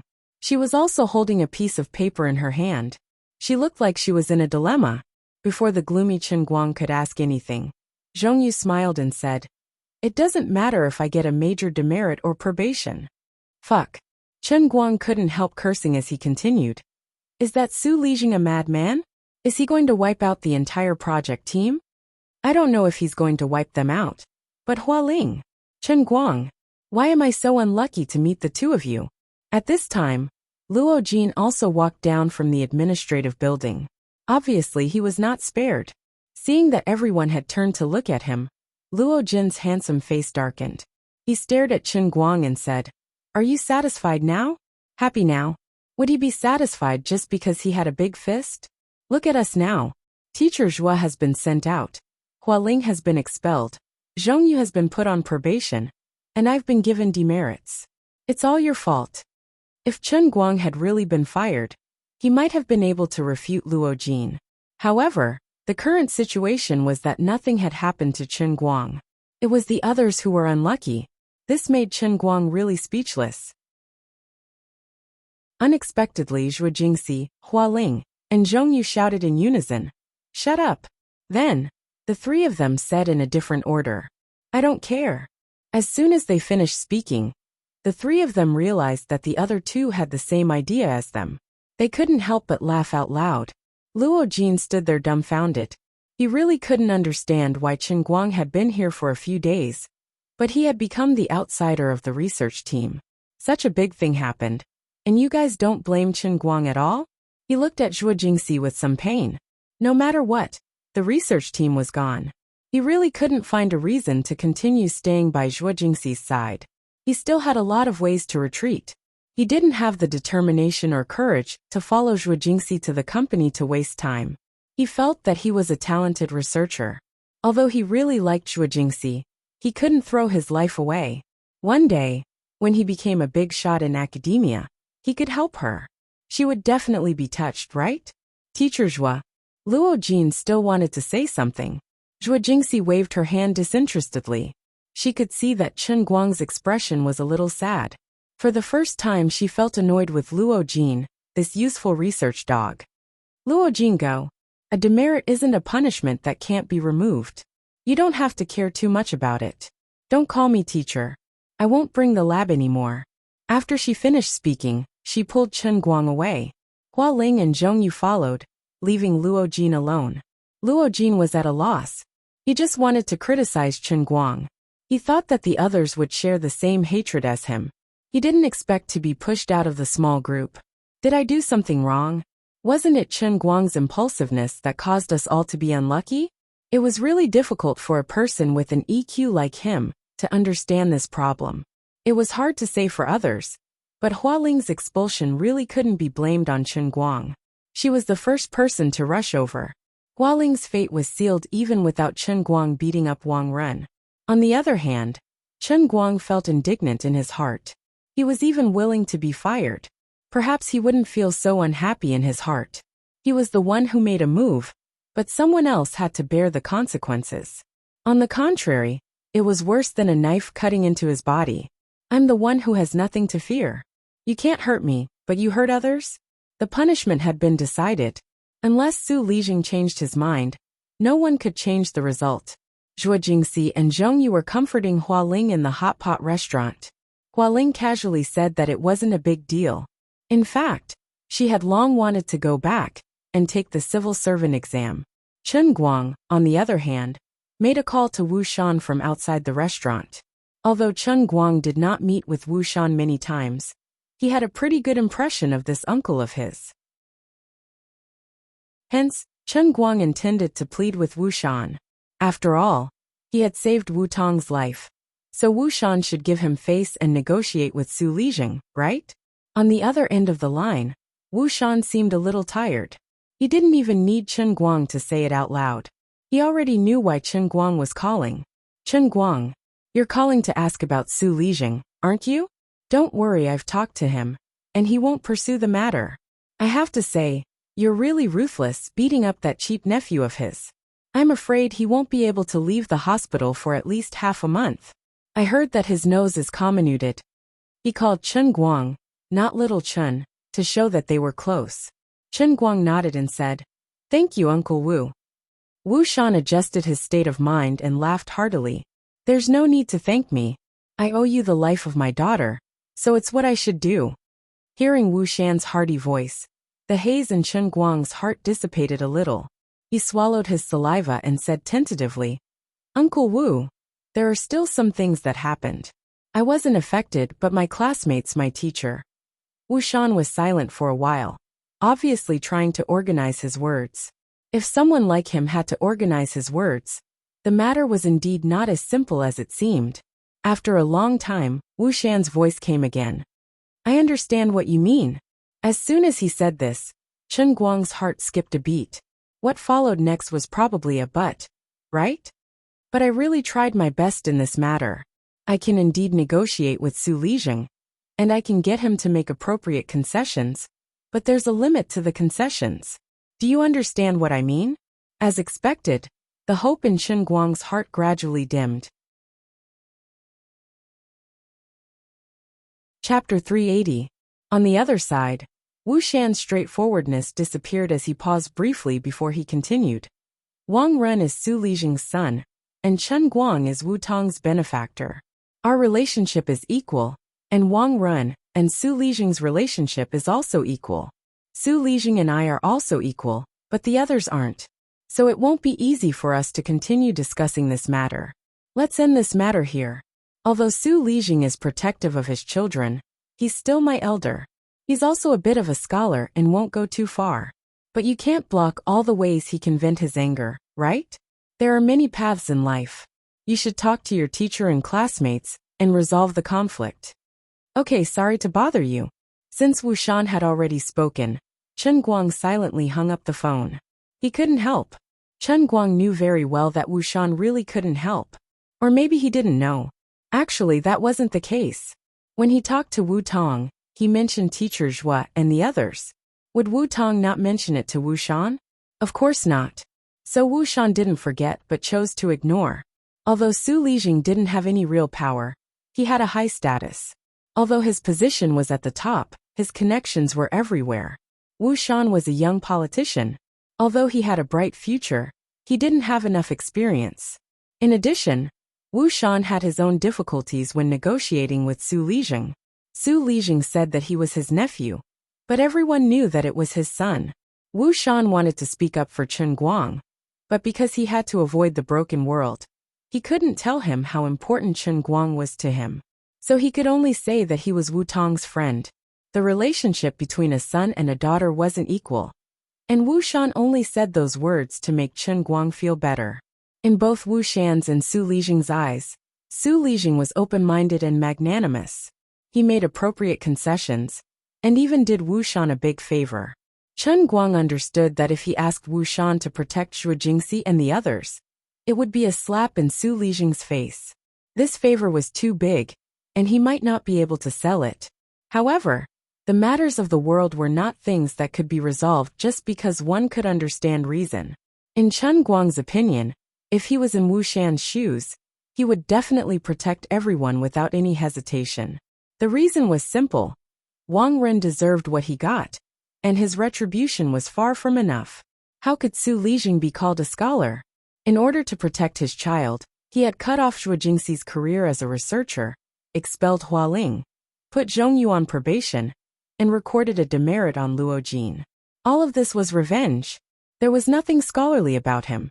Wasn't it said how many contributions one had made, how many books one had written, and how great one's reputation was? If one's conduct was already crooked, how could one talk about learning? Therefore, by protecting Zhuo Jingxi and the others, he was protecting justice, and justice, not a favor. Of course, Chen Guang knew that this was just his opinion. Wu Tong had already said that Wu Shan was a politician, and a politician had to keep climbing up the ranks. He wouldn't easily make enemies, and every decision he made represented an exchange of benefits. Perhaps becoming enemies with Su Lijing, the elder he spoke of, might even affect his career as a politician. Therefore, he felt that he had done his best to protect himself. Su Lijing had already given in twice, so he couldn't be too aggressive anymore. Chen Guang clenched his phone tightly and sighed in his heart. As expected, I can't be a politician. But should I just accept this loss? Seeing that the three women had already started clinking glasses one after another, Chen Guang could see the disappointment hidden under the surface. Chen Guang clenched his fists tighter and tighter. I won't accept this. Since I can't count on Wu Shan, I have to use my own methods to solve the problem. In the past, he didn't really understand Wu Tong's attitude towards Wu Shan, and he always felt that it was wrong for her to treat her father like that. Now Chen Guang could more or less understand it. Having a politician as a family member was sometimes quite painful, but in his heart, Chen Guang didn't blame Wu Shan. As a politician, he had already done his best. At the end of the day, Chen Guang was still too weak, so he could only seek help from others when he encountered this kind of situation. For example, Ma Sunlin, who Zhu Jifa ran into when he was borrowing a loan, was also the same. If Lu Fei and the others hadn't come at the right time, Chen Guang would have been in endless trouble after he flipped out. If he had Wu Shan's status today, he wouldn't need to seek help from others. He would be able to stand on the opposite side of Su Lijing, confront him head-on, and negotiate with him. Relying on Wu Shan's protection, there was a layer of relationship between them. No matter how beautiful Wu Shan's words were, it was ultimately not his own business. Su Lijing would only give Wu Shan some face by letting one person go and killing the other four. If it was his own business, he could justifiably use 120% of his strength. Today's situation wouldn't be like this, and the other party would also think twice. With a layer of separation, if he could only use 70% of his strength, he could only protect himself. If he forced himself to use 120% of his strength, it would be as bad as not doing enough, and the conflict would intensify. As for how to strengthen himself, in short, the three worlds of politics, business, and academia had to occupy a position. Su Lijing's strength lay in the fact that he had spread his influence in the political world and dominated the academic world. Wu Shan's strength lay in the fact that he stood at a certain height in the political world at a young age. In the future, he would continue to rise, and his potential was astonishing. As for Chen Guang himself, other than the 170 million cash in his bank account, he had nothing. Having money didn't mean you had real social status. If the money was left to rot in the bank account, it wouldn't help to raise your social status. If you stood there, no matter how much money you had in your account, in the eyes of others, you would still be how you should be. However, if this 200 million was placed outside, or used as an investment, or to start one's own business, it could support tens or hundreds of people, provide tax revenue for the economy, or influence the lives of some people. Then this money would truly represent one's social status, and one would have a foothold in the business world. If the current him was sitting on a business worth hundreds of millions, and he could talk to some of the higher-ups, he wouldn't need Wu Shan to step in. He could negotiate with Su Lijing himself. Even if he couldn't be on equal footing, he could at least make Su Lijing slightly apprehensive. This seemingly troublesome matter would become a problem that could be solved with a word or a meal. Deep in Chen Guang's heart, an emotion known as unwillingness gradually welled up. He had lived a muddle-headed life for 20 years and experienced many things. Ever since he obtained the heavenly Holy Grail, Chen Guang clearly didn't put much effort into it. He only did things that were within his power to do, and it seemed like everything had been smooth sailing for him until now. Until today, when he violently bumped into the huge mountain that was Su Lijing. Before they even met, he was already beaten up by Su Lijing's casual means. He finally vaguely understood the principle that he couldn't always be used to using other people's power and status as his backing. Wu Shan could scare off Wang Ren, and Duan Wen could intimidate Ma Sunlin. Although these things seemed so good, they were ultimately not his own strength. He needed to have his own strength.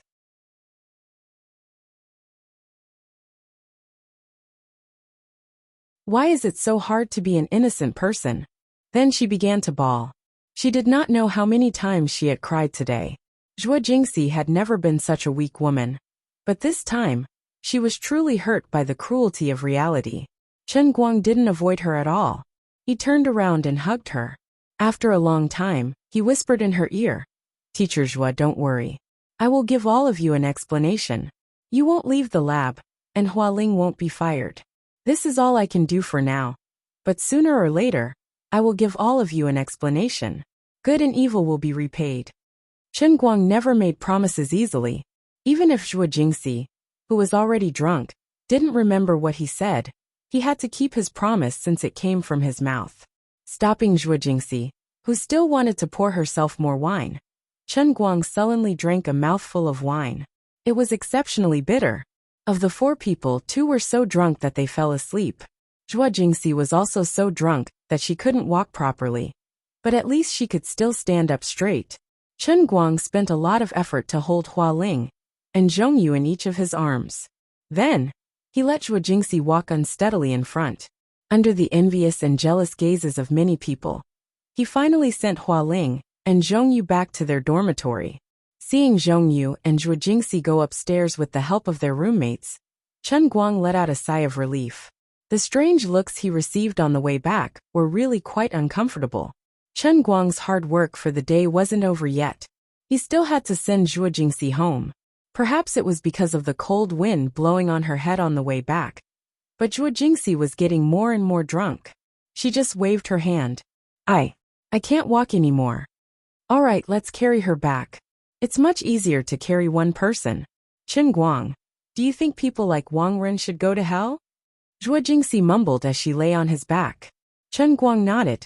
Yes, they should go to hell. As soon as he finished speaking, he heard snoring behind him. Zhuo Jingxi had already fallen asleep. After arriving at her house, Chen Guang spent a lot of time to settle her down. She was so drunk, and he didn't dare to leave her alone at home. He went to the living room, turned on her computer, and started to work on his own matters. Chen Guang had a rough plan in his mind. If it worked, he really didn't need Wu Shan's help to tire Su Lijing out. Logging into Weibo, it had been a few days since he posted the Dota video of Windrunner. However, this time, he didn't let Jin Jiang and Zhong Yu repost it. Although the two girls had the urge to do so, they held it in. With the same ID, the two girls reposted it once in a while. It could be explained that they were attracted by his video. But if this person reposted every single one of his posts, who knew how much gossip would come out of it? Chen Guang also told the two girls that with their help, he had already taken the first step on his road to being an internet celebrity. And that was enough. In the future, this ID might become more and more conspicuous. And there might even be more and more people trying to dig out the true identity of the almighty Superman. Therefore, it was best for the two of them to distance themselves from their relationship on Weibo and not get involved again. If they were asked in the future, they could at least lie to the media. The two girls faintly felt that it was a little funny. Only 1 million fans, far from being a real internet celebrity. However, the two of them didn't point out Chen Guang's arrogance, and only said, "As long as you're happy." In the end, the game was still limited by the rules of the game itself. No matter how eye-catching the maneuvers were, it was difficult for people to see how much was beyond the limits of human beings. Moreover, the audience of the Dota video wasn't wide, so this video didn't cause much of a stir on the internet. It only circulated among the Dota players for a while. After all, this was the first person's view of the only godly player in the national server so far. In half a month, the Weibo fans of this almighty Superman increased from nearly 1 million to 2 million, an increase of 200,000. Compared to other internet celebrities, it was a drop in the bucket, but this increase was already higher than the total number of fans of most game streamers. Even in his private messages, live streaming websites began to invite him to be a streamer. Considering that he had to register with his real name to be a streamer, and the income wasn't so high that he couldn't refuse, Chen Guang wasn't tempted at all. After thinking about it, he called Wang Qing and asked him to send the Xiangjiang car racing documentary that he had secretly produced to his email. He wanted to delete the front and back parts, and only keep the scene of him wearing a mask and sitting in the car. At the same time, he wanted to cut off the part about selling the car, and only keep the most important part about racing. He wanted to increase the influence of his Weibo account as fast as possible. Water could carry a boat, but it could also capsize it. Using the power of public opinion to make Su Lijing feel afraid was his first step. About half an hour later, Wang Qing sent the video over. After seeing that there were no problems, Chen Guang directly posted it. The title of the video was, "I sharpened the pencil, I drove the car. I'm the almighty Superman, I'm the almighty Superman." Below was the caption, "I guarantee with my integrity that this is indeed me. If you like this video, please forward it, spread it and follow it." Chapter 382. After posting the video, Chen Guang constantly refreshed his Weibo. As he looked at the reposts, the number of comments gradually increased. Usually, he was a rather casual person, and rarely did anything with a strong sense of purpose. But tonight he was different. 5 minutes later, there were 3,000 replies and 8,000 reposts. 20 minutes later, there were 8,000 replies and 20,000 reposts. An hour later, there were 16,000 replies and 40,000 reposts. Similar to the last time, the driving skills he showed in Hong Kong were also incredible, beyond human understanding, and more down-to-earth than sharpening a pencil. There were not many people who deliberately practiced sharpening pencils. But when it came to driving, although not everyone could drive, everyone had sat in a car before. In addition, there was one more topic of debate among the netizens below. According to usual practice, some people first questioned the authenticity of the video. After all, these scenes could hardly be seen even in a movie like The Fast and the Furious. Then, when the authenticity of the video was verified by the technical geeks and the fans who witnessed the miracle that day, and gradually confirmed that it was completely true, a new theory arose. Was this Weibo user called Almighty Superman the same person in the car? This also caused widespread controversy. But the appearance of the V Special Agent Team mask showed that the credibility of his statement was still very high. An hour and a half later, after the initial promotion by fans, This Weibo ushered in the second wave of explosion after a slow brewing. More and more Weibo users who had almost forgotten about Almighty Superman suddenly remembered this person. After watching this video, more and more internet celebrities used their own channels to inquire about the authenticity of the news. They knew that this was indeed the racing god of this generation, who had been crowned a god in the circle some time ago. So they took the initiative to repost it. In fact, it was the first time that many internet celebrities saw this video. Perhaps some people had heard of the story of the Xiangjiang car gambling race, but the race organizers did not release the live video of that day to the public. Without some special channels and connections, it was impossible to get the video. After all, the car gambling race was an underground race that did not see the light of day. According to the usual style of the organizers, once this kind of video appeared on the internet, they would take the initiative to block it. But this time, they did not do so and acquiesced. At this time, the number of comments on this Weibo post had skyrocketed to 30,000, and the number of reposts had reached 100,000. Uncle Chung, who was far away in Hong Kong, even called to inquire about the situation. He was worried that Chen Guang's video had been stolen. After confirming that it was Chen Guang who did it, Uncle Chung stopped asking about it. He just found it funny that Chen Guang had great power, but he did such a trivial thing. Then he told Chen Guang that the organizer of the car race had just called to inquire about the situation. Uncle Chung regarded this matter as child's play, but Chen Guang didn't think so. He just smiled as he looked at the influence of his Weibo account. The light in his eyes became more and more scorching. Even Jiang Yage and Jin Shiyue might not be able to achieve such a skyrocketing number of comments and reposts. Let alone Chen Guang's number of followers was only a few tenths of those two. However, Chen Guang managed to do it. His videos weren't like Jiang Yage's, which didn't have any substance. Instead, they contained genuine high-quality content that could make the blood of others boil and make them worship him. Before lying on the sofa to sleep, Chen Guang looked at the number of his fans. In 3 hours, it had skyrocketed from 1.2 million to 1.5 million. There would be some follow-up effects tomorrow and the day after. Before the next video was uploaded, it might increase to nearly 3 million fans, which was enough. As a new internet celebrity, the number of this living person's fans was enough to crush most of his peers on Weibo. The next morning, Zhuo Jingxi, who had a hangover, woke up faintly. She looked up at her watch and found that it was already past 9 o'clock. Subconsciously, she jumped up from the bed and planned to rush to the bathroom to wash up. As a result, as soon as she walked out of the bedroom door, she remembered that she no longer had to go to the laboratory. Suddenly, her heart became empty. She turned her head again and saw that Chen Guang, who had stayed up until midnight, was still sleeping on the sofa. The empty feeling in her heart inexplicably disappeared. She didn't wake him up. Zhuo Jingxi gently washed her face, then closed the kitchen door, fried 3 eggs, cooked a pot of porridge, and made some shredded potatoes. Only then did she bring everything out to wake Chen Guang up to eat. I have some things to do later. Teacher Zhuo, what are your plans for today? Chen Guang, who was used to eating buns and soy milk, was happy to suddenly have 2 fried eggs to eat early in the morning. Zhuo Jingxi held her chin and thought for a while. I'll catch up on my English. After I go abroad, if I can't make ends meet for the first few months, I'll really need you to support me. Once she accepted this setting and was stripped of her identity as Chen Guang's tutor, the grudge in her heart towards the teacher-student relationship unknowingly disappeared. Although she was a little shy when she said this, she didn't try to avoid it. Chen Guang thought for a while.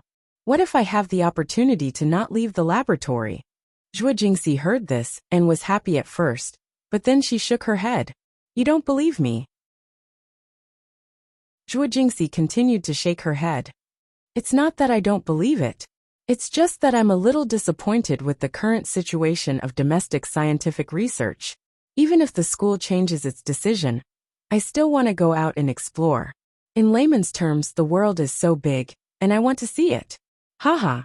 I'll just take it as a way to relax, and also as a way to study. In the past, I couldn't let go of the laboratory, and I didn't have money. Isn't this just right? It's a rare opportunity. As she said this, she looked at Chen Guang a little embarrassedly. When she realized that she was really prepared to accept his sponsorship, without any psychological barriers, even she felt that it was unbelievable. If that's the case, that's good. Chen Guang didn't comment. If it wasn't for the fact that he had so many things on his mind, he might have noticed the obvious change in Zhuo Jingxi's attitude, and took the opportunity to tease her. Oh right, don't stir up any more trouble. Go back to school and comfort Hualing. Although she's a carefree person, I'm sure she's not satisfied. Chen Guang nodded. Don't worry, I'll go find her. After leaving Zhuo Jingxi's house, Chen Guang didn't go back to school immediately. Instead, he went straight to the water bar opposite Wenxing branch, and asked for a private room. He then called Wu Tong, and told her to find him at the water bar after work at noon.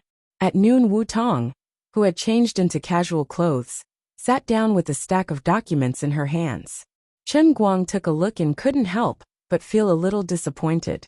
Although Wang Ren's table manners were ugly in school, when he was in the Jianhuan school, most of the time, he would take meat from the students' mouths. He said that it was corruption, but this kind of thing usually didn't leave any substantial evidence. It wasn't until after he went to the School of Chemical Engineering that the equipment purchase orders for the School of Chemical Engineering showed a relatively high price in the past few months. It could vaguely be considered corruption, but there was no substantial evidence. Chapter 383.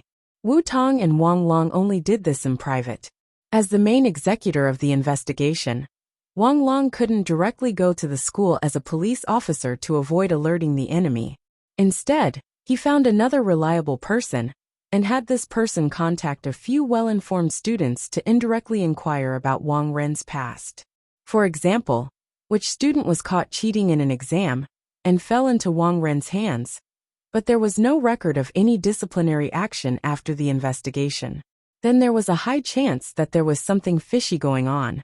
This was how the police handled cases. This was called preliminary investigation. If the person they were investigating was an ordinary person, they might be able to directly talk to other teachers and leaders of the school to dig out more information. But this time, the person they were dealing with was Wang Ren, Su Lijing's nephew. He was especially sensitive, so the current operation could only stop at the level of a student. However, Chen Guang was a well-informed fellow. In the past, he had never sorted out Wang Ren's matters in his heart. But when he came here today, he started to recall as he looked. At the same time, he took a piece of paper and added to it. Unknowingly, the pile of evidence that Wu Tong had painstakingly organized was more like gossip than evidence, completely destroyed by the stuff that Chen Guang had dug out of his head. Looking at the 2 pages of paper that he had written densely, Lord Guang looked at Wu Tong with a meaningful gaze. Believe me, I'm really a cute little boy. I'm definitely not a gossipy person. Do you think I'll believe you? Isn't your university a little too much? Are you there to study, or to be a gossip collector? Wang Long indirectly asked at least 8 people for information, and everything he collected is here. But you know everything, and even added 2 more pages for me. Just how much gossip is in your head? Wu Tong was almost defeated by him. Poor comrade Wang Long did all his work for nothing. If you're so capable, you should have said so earlier. Chen Guang scratched his head. No, brother Wang's work isn't for nothing. It can help me inspire ideas. That's right. Wu Tong poked his head. Save it. You're still trying to inspire me? Besides, the quantity of these things is far from enough. The lab equipment suppliers who had bribed him with money were the real deal. But they weren't easy to deal with. Look, these purchase prices look a little suspicious. If you think about it carefully, there is indeed something behind it. But isn't this the unspoken rule of the industry? These suppliers were also very cunning. They were all experts, and they would not easily leave behind any evidence that could be used against them. Sigh, my head hurts. Unless we can sow discord between us and let one or a few suppliers take the initiative to jump out as witnesses. Wu Tong rolled her eyes at him. Have you watched too many movies? What stain witnesses? How can other people still do business? Chen Guang smiled confidently. Why would I still want to do business? I'll buy him. You can do that. Wu Tong's eyes widened. Chen Guang nodded. Why not? The people who sold the equipment were just distributors, not the manufacturers. Some of them had the label of a general agent. But to put it bluntly, it was just an empty shell. I bought it in one bite, and then found the salesperson who was in contact with Wang Run at that time. Isn't this irrefutable evidence? Where did you get the money? Even if it was an empty shell, other people wouldn't just sell it, right? It should be at least a few million, right? Also, even if you really bought someone else's company, you wouldn't have any evidence against them. Who would want to find trouble with Su Lijing? That's right. I'll think of another way later. Chen Guang looked at the entire list of lab equipment distributors in Wu Tong's file and pondered. He did not comment on Wu Tong's opinion. Using normal methods, he might not be able to pry open the mouths of those suppliers. But since Chen Guang wanted to do it this time, he had to see it through to the end. He suddenly remembered something and said, "There is another person. Let's go to his house tonight to meet him. Maybe he can provide us with something useful." Who? Our school's deputy dean, Mr. Han. After all, Wu Tong was now the deputy bureau chief. She still had a meeting in the police station in the afternoon. Investigating Wang Run was her private action. At the same time, she had to avoid other people in the police station. She could not rule out the possibility that someone in the Wenqing branch guessed some inside information and went to inform Su Lijing. After dinner, Wu Tong went back to the police station. Chen Guang went back to the school and walked in the direction of the graduate student dormitory. When he arrived, he happened to see Hualing bitterly moving things down from the dormitory building. Zhongyu was next to her, helping her carry another box. Why are you in such a hurry to move out of the school? Tell me if you want to move things. Is there no student who is willing to help? Chen Guang walked up quickly and snatched the box from Hualing's hands. He carried it on his back. Zhongyu spat. Stop talking. When we were eating in the cafeteria, the deputy dean of the graduate student faculty ran to our table and pointed at Hualing's nose. He told her that she must move out today. If she delayed any longer, the school security would come and kick her out. Others? The school has already posted the punishment notice under the dormitory building. Who would dare to get into trouble? Aren't you afraid?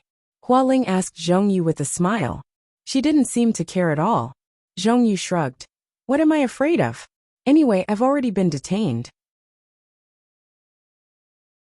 They can't just give me a punishment for helping you carry a box, right? That's hard to say. Hualing laughed. I'll be waiting for you. Zhongyu pouted. Actually, my family always said that it's useless for me to study. After I graduate, I should go to work. If I work, I can get married and make do with my life. Fortunately, I wasn't expelled. Otherwise, believe it or not, I would immediately find a job for you guys to see. Chen Guang, who was walking in front, laughed. Follow me to the parking lot. My car is over there. You two don't be anxious. The good show has to wait. Senior Hualing, don't be anxious either. After we get out, let's rent a house in the neighborhood over there. Maybe you'll have to move back in a few days. Don't say that you don't want to study anymore. Both of you say that you don't care. But in fact, you really want to do something with Teacher Zhua, right? This photocatalyst thing is really magical. I've only been in contact with it for a few days, and I feel like my whole body is about to sink into it. Even in my dreams, I want to see something that can be made into something real to benefit the future generations. Yo, I still don't know that you have a car. Zhongyu teased. Chen Guang was proud. Of course. There are some things I don't want to say in front of Luo Jin. Now that we're on the same side, I'll say it here. If I don't do my job well and Senior Hualing can't go back to school, I'll open a company and you can come to work here. The two girls covered their mouths and laughed. They thought that he was really funny. Seeing that the two of them didn't believe him, Chen Guang hid his words in his heart. He was waiting for the two of them to see his phaeton and worship him with sparkling eyes. Yo, not bad, young man. A Passat. It looks quite impressive. When they arrived at the parking lot, Zhongyu said happily, Young man, you're quite rich. Looking at the Passat logo that he had deliberately asked the 4S shop to make, Chen Guang felt a faint pain in his balls. He said, "This is a phaeton." "You're so funny," Hua Ling and Zhong Yu said in unison. "It really is a phaeton." Okay, it's a phaeton. I'm really scared of you," Zhong Yu said. Chapter 384. According to Hua Ling's original plan, she wanted to take the things to the train station and ship them back to the northeast. She had already told her family about it, and they were very open-minded about it. Even her father almost wanted to argue with Su Lijing. Hua Ling spent a lot of effort to suppress her father's anger. Anyway, if the east was dark, the west was bright. She would still be able to survive if she did not go to graduate school. However, under Chen Guang's insistence, Hua Ling changed her mind. She did not want to leave Wujing for the time being. She originally wanted to rent a house, but Zhuo Jingxi called and scolded Chen Guang before taking him to her house. Actually, it was not that Chen Guang did not think of this idea. It was just that he did not want to have another person in Zhuo Jingxi's house. As for why, he could not say. Hua Ling's little plan did not work out, and she had to help move 3 times. She was exhausted, so she stayed at Zhuo Jingxi's house for the time being. Before she left, Hua Ling quietly pulled Chen Guang to a corner. She hesitated for a moment and said softly, "Before Xiao Lu committed suicide, she sent me a text saying that she buried a metal box under a cherry tree behind her house. I asked her what was inside, but she did not tell me.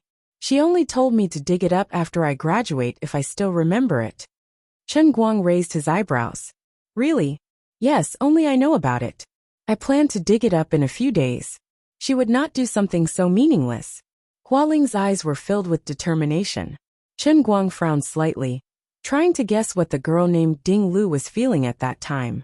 If what Hua Ling said was true, that she was drugged, she would definitely hate Wang Ren to the core. Then, her boyfriend made a big deal out of the matter, and she was too embarrassed to face anyone in school. So she chose to leave school. However, she could not tell her family about this. Her family would definitely feel that she had gone to great lengths to provide for a university student. But she chose to quit school without saying a word. So when she returned home, she would be looked down upon.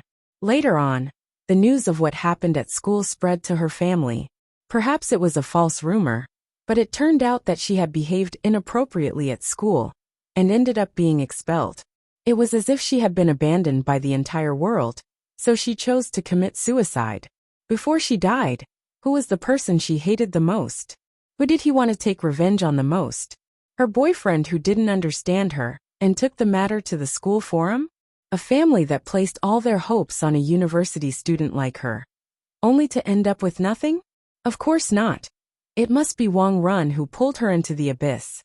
However, she knew that there might not be many people in this world who could help her. She was a student, and Wang Ren was the dean of the discipline department of the academy. He was famous in the academy for being able to cover the sky with one hand and committing all sorts of evil deeds. Moreover, Su Lijing was there to protect him. Who could deal with him? Therefore, she locked her last hope of revenge in a box, buried it in the soil, and told her best friend Hua Ling. However, she also understood Hua Ling's helplessness, so she only asked Hua Ling to dig it up after graduation if she still remembered it. Otherwise, she wouldn't have gone through so much trouble. The thing in the box would definitely drag Wang Ren to hell. Perhaps, Ding Lu only hoped that the net of heaven had long arms, and that she had planted a seed of hatred. In the future, there would always be someone with enough power to water this seed, make it sprout, and grow into a vengeful tree that would hang Wang Ren to death. Of course, even if there was irrefutable evidence, with Wang Ren's background, it might not be able to bring him down. There were too many similar cases in the world. Truth often lost to power. However, it was different this time, because there was Chen Guang. After understanding the reason, Chen Guang's eyes lit up.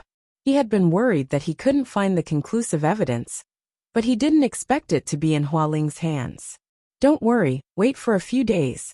I'll go with you to Ding Lu's house, and I'll try to keep your status as a student," Chen Guang said. Hua Ling waved her hand. "I know you're considerate, but forget it. That's Su Lijing we're talking about. In fact, If it weren't for this incident, I would have kept Xiao Lu's secret in my heart for the rest of my life, and never cared about that iron box. I'm not that noble of a person. Don't say that, you're already very brave, Chen Guang laughed. What are you two whispering about? Are you going to have dinner together again? At this time, Zhongyu came over. Chen Guang shook his head. No, I have something to do and have to go back to school. By the way, is there a piano in school? Piano? Why are you asking? There's one in the performance hall of the Institute of Arts. If it was during school hours, I could contact the students in the Institute of Arts. But it's summer break, and the door is locked, Zhongyu said, puzzled. Chen Guang was happy. It would be even better if the door was locked. Let's go there tonight. Thinking about it carefully, he was really busy. He had to hurry up and record a video, and prepare to go back and write the evidence he had so far into a story. He also had to be busy collecting further evidence. In the past, he had never done anything with such a clear purpose. Now that he had found a direction, Chen Guang felt that he was unbelievably fulfilled. It was as if he had become Don Quixote, riding a skinny donkey, waving the lance in his hand, ready to crash into the mountain that was Su Lijing. Hua Ling and Zhongyu stayed at Zhuo Jingxi's house for dinner. The three girls looked like they had a lot to talk about, so Chen Guang did not interfere. When he returned to the dormitory, he first opened Weibo. Half a day had passed, and the number of comments on the racing video had exceeded 150,000. The number of shares had reached 300,000, and the number of fans was close to 2 million. Chen Guang looked at the screen and laughed. He thought to himself, with how popular my Weibo is now, if I want to criticize someone, I'm afraid anyone would have a hard time, right? Then he searched for Su Lijing's life on the search engine. After reading it, he could not help but feel a little depressed. The information that could be found on the internet was, of course, all praises. Back then, Su Lijing had returned to the country with an extremely dazzling halo. From the 1980s until now, he had been active in the country's economic field.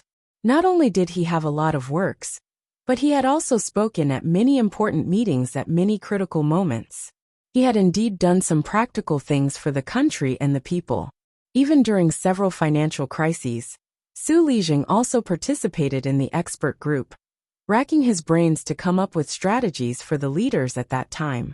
The policies that were introduced one after another helped the country to remain independent in the turbulent international economic environment at that time, and maintain rapid economic growth for many years. Their expert group was the predecessor of the central think tank. Until now, Su Lijing was still a core member of it. This was information that Chen Guang dug out from Wu Tong. From this perspective, Su Lijing, who had given up the generous treatment abroad and devoted himself to the construction of the country, was simply a perfect scholar. Not to say that he was comparable to the 2 bombs and 1 star, but from an economic point of view, his wisdom alone was enough to rival hundreds of billions of companies. But no one is perfect. Chen Guang's face was gloomy. He felt vaguely sad to be enemies with such a person. It was not because he was afraid, but because he felt sorry for Su Lijing from the bottom of his heart. Perhaps Su Lijing felt that he was a person who had contributed to the country. Allowing a small figure to act like a tyrant in a small area of the school was far less damage to the country than his own contributions, so it was not a big deal.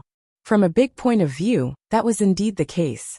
But when the matter was narrowed down to Ding Lu alone, Su Lijing became Satan standing behind the devil. Everyone had their own definition of justice in their heart. Their starting point and foothold might be different. But this time, Chen Guang decided to stick to his justice. You may hate me, but someone has to remove the thorn, that is Wang Ren, from your body. I'll do it.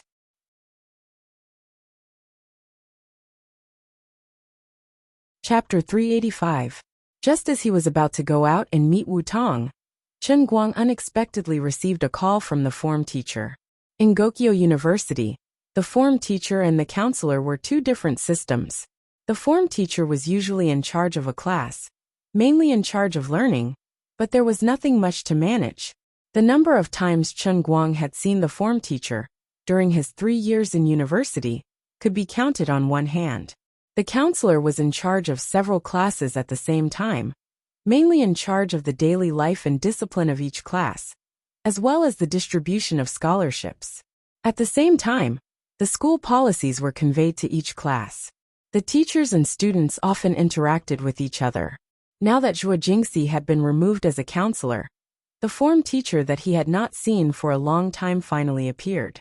The form teacher first asked where Chen Guang was, and when he heard that he was still in school, he said that he would come to find him immediately.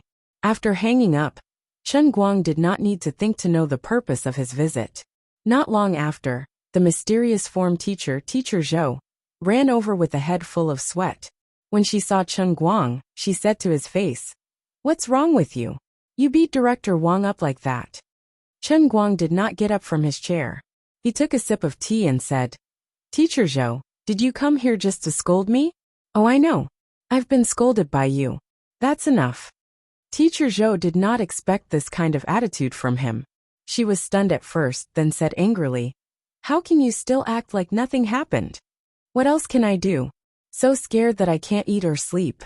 How can you not know what kind of person Wang Ren is? So what if I beat him up?" Chen Guang looked at this person calmly, thinking that he was particularly funny. Teacher Zhou slammed the table. "You really have no remorse at all? Why should I have remorse? He shouldn't have hit me. I don't want to repeat the cause and effect of the matter with you, because it's meaningless. All right, Teacher Zhou, you've already been here, and I've received your intention. You can leave. This is your job, and I understand, but I don't want to waste my saliva on you. I'm very busy." Chen Guang asked him to leave. "You're chasing me away."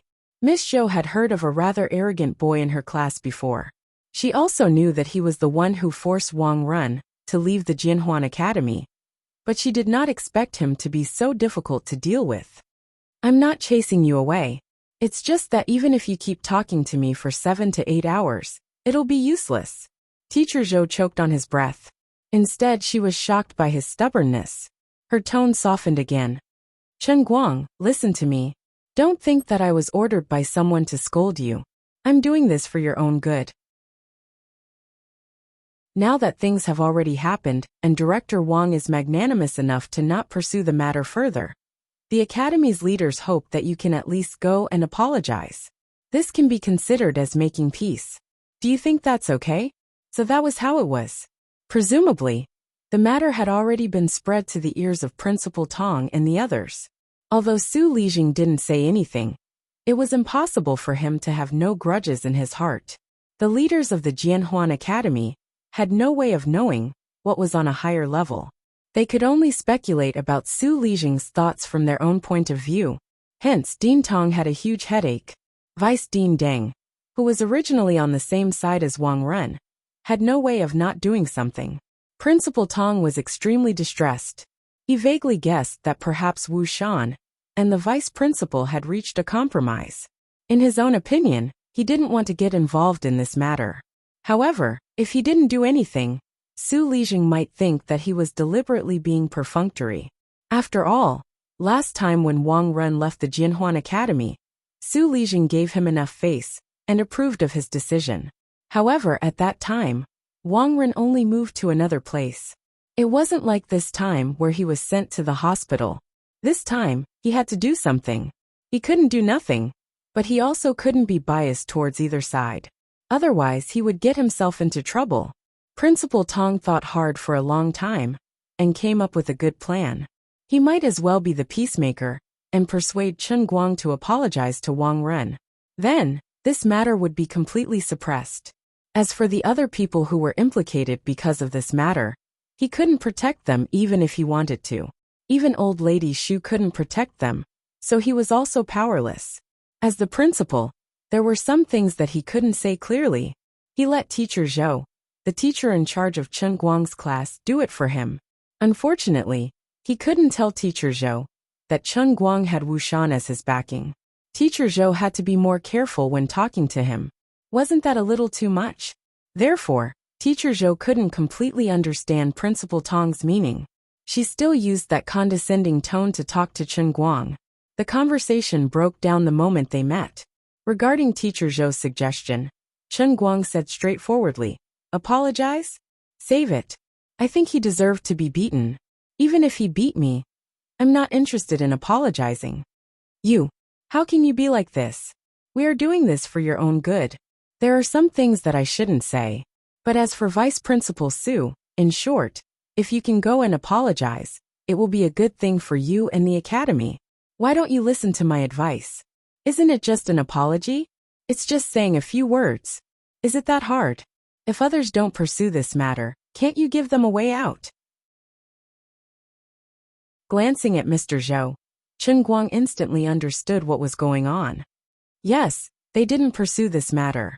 Teacher Zhua, Senior Zhongyu, and Senior Hualing. You know about it, right? Then tell me, I was the one who beat him up. They didn't pursue this matter, but they punished other unrelated people. What's the meaning of this? Why? Chen Guang asked. Teacher Zhou was stumped by his question. Why? Yes, why? Chen Guang looked at Teacher Zhou with a smile. Forget it, let me remind you. Wang Ren has Su Lijing to back him up. I also have someone to back me up, so they didn't do anything to me. Teacher Zhou, you have to be more respectful when you speak to me. Chen Guang had pointed it out himself. Teacher Zhou was embarrassed. He couldn't continue with the harsh words, and neither could the soft ones. Seeing his awkward expression, Chen Guang was not in the mood to waste time with him. He rolled his eyes and said, Okay, I'll apologize to Director Wang tomorrow or the day after. Teacher Zhou was overjoyed. She did not expect that there would be a glimmer of hope. Really? Chen Guang nodded. Really? But I don't know where Director Wang's ward is. I'll have to trouble Teacher Zhou to tell me. Teacher Zhou happily wrote a note to Chen Guang. She thought for a moment and said, I'll go with you. It'll be more sincere. Chen Guang took the note and looked at Teacher Zhou meaningfully. Forget it. I'll go by myself. You, what are you going to do? Teacher Zhou vaguely felt that something was wrong. Chen Guang grinned. Apologize. His smile was exceptionally bright and full of sincerity. Teacher Zhou's mind was in a mess when he left. He always felt that he might have caused trouble. However, Chen Guang insisted that he was going to apologize, leaving him speechless. Poor comrade little Zhou. He even began to hesitate whether he should quickly inform Director Tong and let the hospital arrange for Wang Ren to hide in another ward. What kind of mess was this? On the other side, Chen Guang and Wu Tong, who had just gotten off work, went to Deputy Director Han's neighborhood. Old Lady Xu asked Chen Guang to look for Deputy Director Han, but she did not want little Han, who had no real power, to be dragged into this mess. Therefore, it was better to go directly to his house to talk face to face. Chen Guang was also a repeat customer of this neighborhood. Wu Tong's memory was also good. When she stopped the car, she clapped her hands. It seems that when we met by this river, you helped me catch a thief? Why did you come here that day? Chen Guang's mouth twitched. He recalled the youth under the sunset, the medieval knight armor that he almost suffocated to death, and Comrade Old Han's broken gong-like voice. The memory was full of bitterness. It's a long story.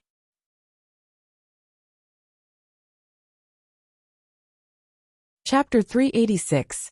Vice President Han didn't let the two of them enter the community. Instead, he ran out sneakily and pulled the two of them to a pavilion in the park by the river to sit down and chat. He was indeed very afraid of Su Lijing. He was not the only teacher of Gokyo University in this community. He was afraid of being seen by others. Chen Guang, don't laugh at me. I can't help it. If I were 20 years younger, I would stand out and testify with you, but now, Old Han said with some shame. Chen Guang interrupted him.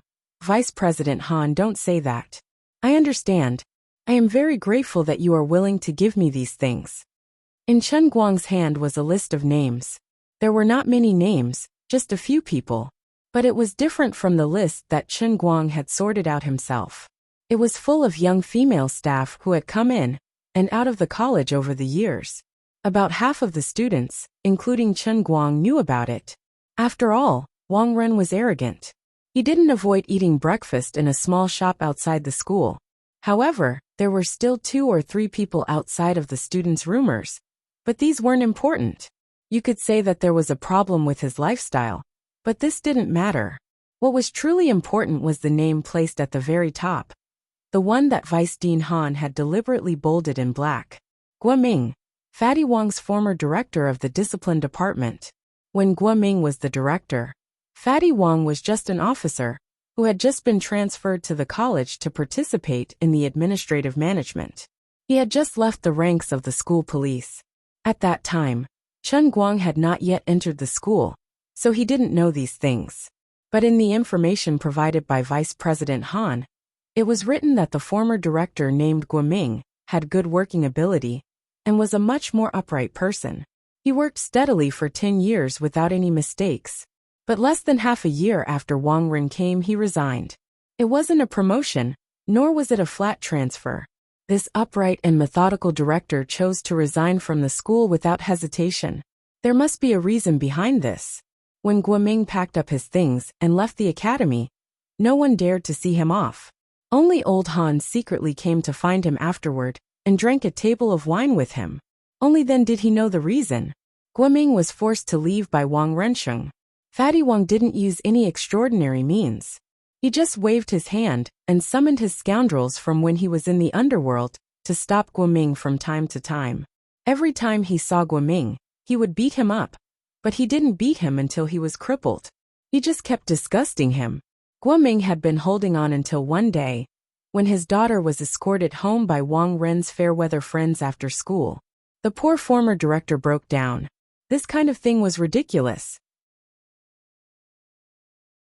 How could such a lowly method be used in a workplace struggle? Guoming had also complained to the leaders of the school more than once, but no one cared about his opinion. They only said that he might have offended some students at work, and he'd better take the initiative to find a way to resolve the relationship. Everyone knew that Wang Ren couldn't get away with these things, but no one could stand up to help Guoming. Fatty Wang used this kind of lowly, stupid, and dirty means to force Guoming out of the school, who originally planned to show his strength in the school, and naturally sat in the position of director. In the information given by Deputy Director Han, Guoming's experience was clearly described in a few words. After reading it, Wu Tong slapped the table in the pavilion. Guoming is too weak. Didn't he know to call the police? Deputy Director Han glanced at her again. Director Wu, it's easy for you to say, but how do you know that he didn't call the police? Wu Tong suddenly became speechless. She really didn't want to agree with old Han's words, but she also knew that he didn't need to talk nonsense about this kind of thing. Not only did he call the police, but he also has 2 surveillance videos in his hands. One was at the school gate. At that time, Wang Ren was still a security guard. He led 7 or 8 people to beat a boy into a vegetative state. The other was at the school hospital. The seriously injured student was sent to the school hospital for emergency treatment. Wang Ren followed the nurse who was giving the student an 4 drip and insulted her. As old Han spoke, he began to beat his chest and stamped his feet. When Guoming told me this, it really hurt like a knife was cutting into my heart. Now that I think about it, I also feel ashamed. I knew that this kind of dirty thing happened around me, but I couldn't do anything about it. I turned a blind eye to it. I've let down my teacher for 10 years. I don't have the face to face the 10,000 books that I've read. Chen Guang and Wu Tong silently looked at old Han for a long time. They thought to themselves, another poor person who hid something in his heart and was almost forced to break down. But what can we do? I saw that video with my own eyes.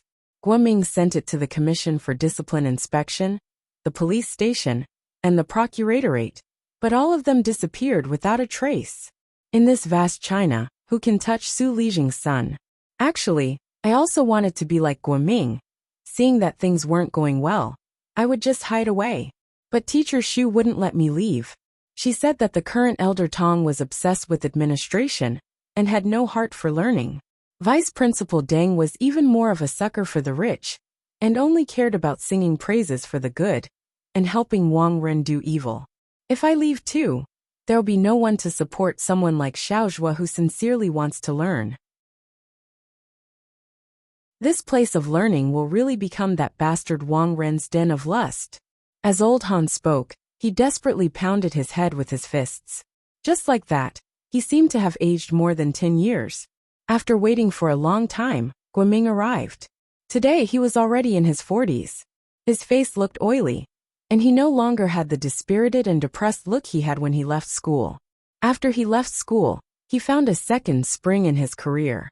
He found a job at a listed company.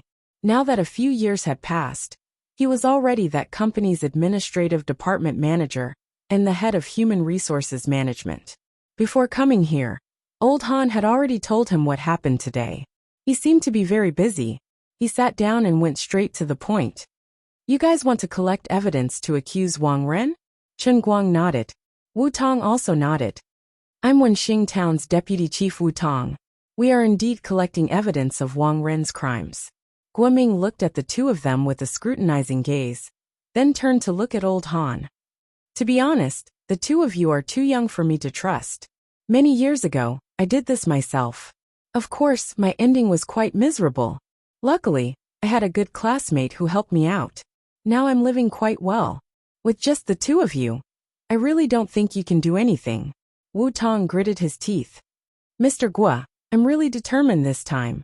Guoming suddenly laughed. Thank you for your determination. The world is lacking people like you. But what's the use? My life is very stable now. I really don't want to change anything. Furthermore, although I do have a lot of evidence on Wang Ren, if I want this evidence to be really convincing, I have to stand up and accuse him. And those two victims, the student is already dead, and the nurse already has a stable family. Think about it, it's been so many years. If I stand up again, it means that I'll be in Su Lijing's sights again. My life, my family will be destroyed. Needless to say, that nurse's husband doesn't know that she was once humiliated. What reason did you use to convince her to stand up and accuse Wang Ren? Young man, this world is cruel. You guys are taking it for granted. Forgive me for not being able to keep you company. Guoming's words were very hurtful and full of despair.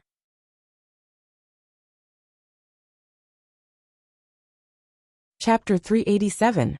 Are you afraid? Are you backing down? Wu Tong asked anxiously. Guoming shook his head. I just don't want to do something pointless. At this moment Old Han, who had been silent all this while, said faintly, This Chief Wu's father is Wu Shan. Guoming, who was speaking with confidence and composure, suddenly paused. When he looked at Wu Tong again, the look in his eyes was completely different from before. Really? He turned his head to look at Old Han. Old Han nodded heavily. Really? Chen Guang and Wu Tong stared at Guoming. No matter what he said next, the two of them understood his decision. Guoming wasn't spouting nonsense. He had left the school for 10 years. After his life was ruined by Wang Ren once, he regained control of his life. Everyone knew how protective Su Lijing was. No matter if the accusation was successful or not, Guoming was just an ant in front of Su Lijing that could be easily crushed to death.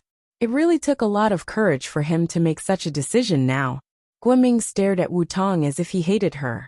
Why did she put the opportunity in front of him again after 10 years, making him face such a painful and difficult decision?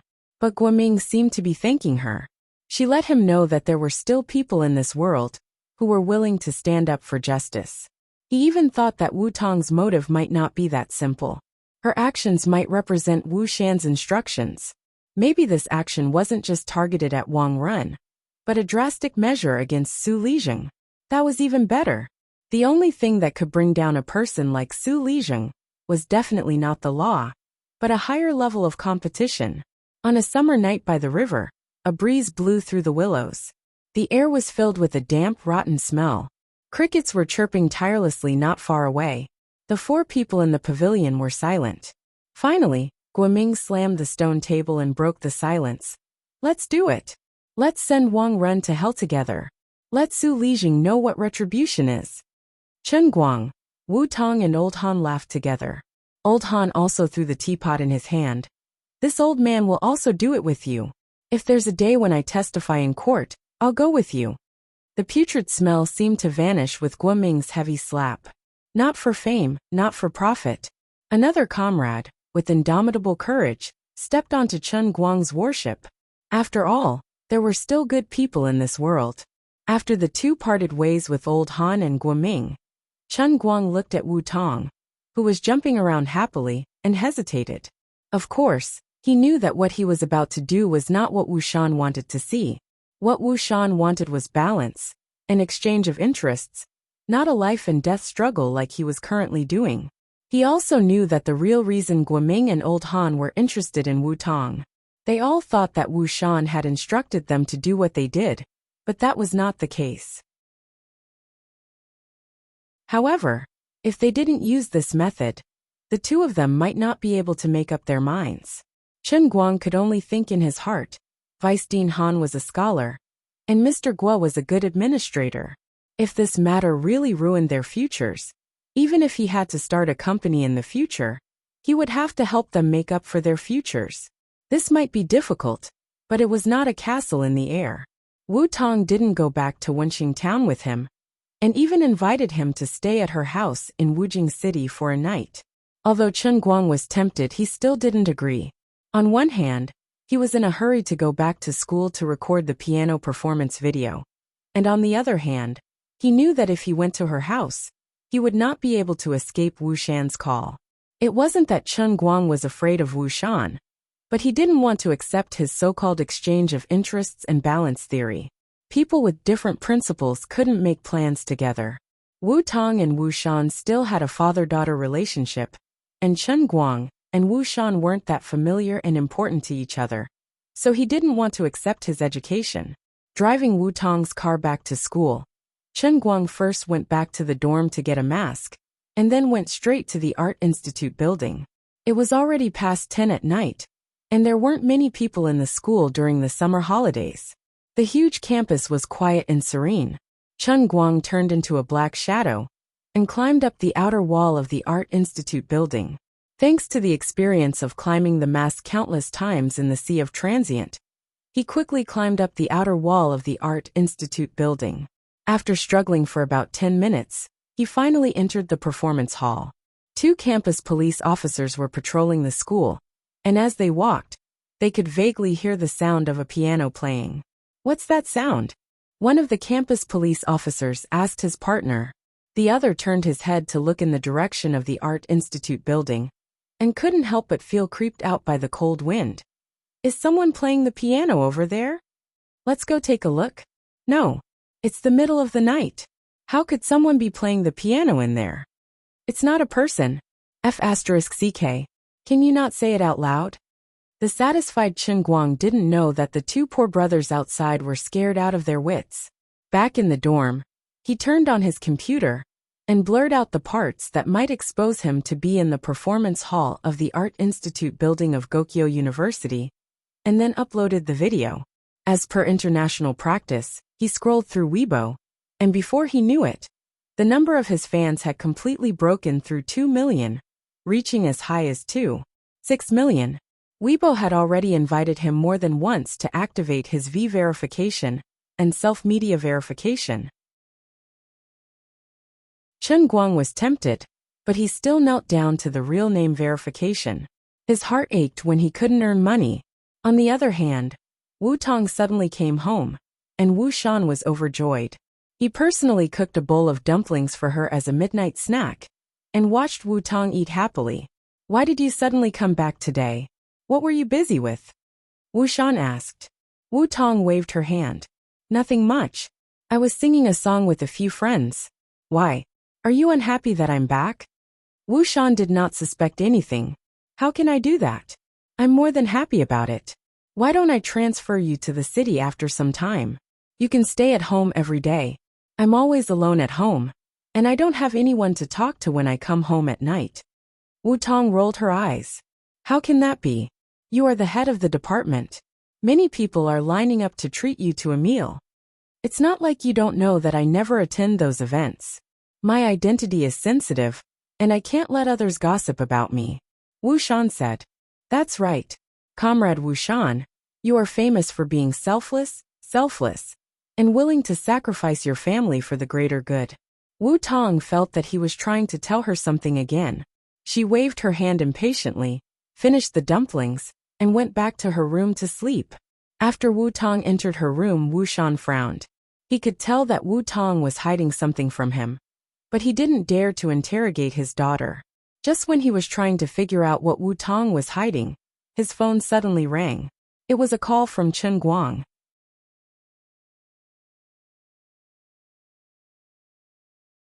Chapter 388. Chen Guang held the mouse in one hand and refreshed Weibo continuously. He held his phone in the other hand and waited for the call to be connected. Wu Shan quickly got up and glanced at Wu Tong's closed bedroom before returning to his room. "Little Chen, what's up?" The change in the way he addressed Wu Tong could be seen. On the other end, Chen Guang grinned and did not mind. "Uncle Wu, I'm sorry to call you so late, but there's one thing I think I should talk to you about in advance." Wu Shan's heart skipped a beat, and he instantly understood. "It seems like what I said to you before was for nothing." Chen Guang chuckled. "It's not for nothing. Uncle Wu, your life philosophy is certainly correct from the perspective of a person's future. Just tell me what's next. You're keeping me in suspense."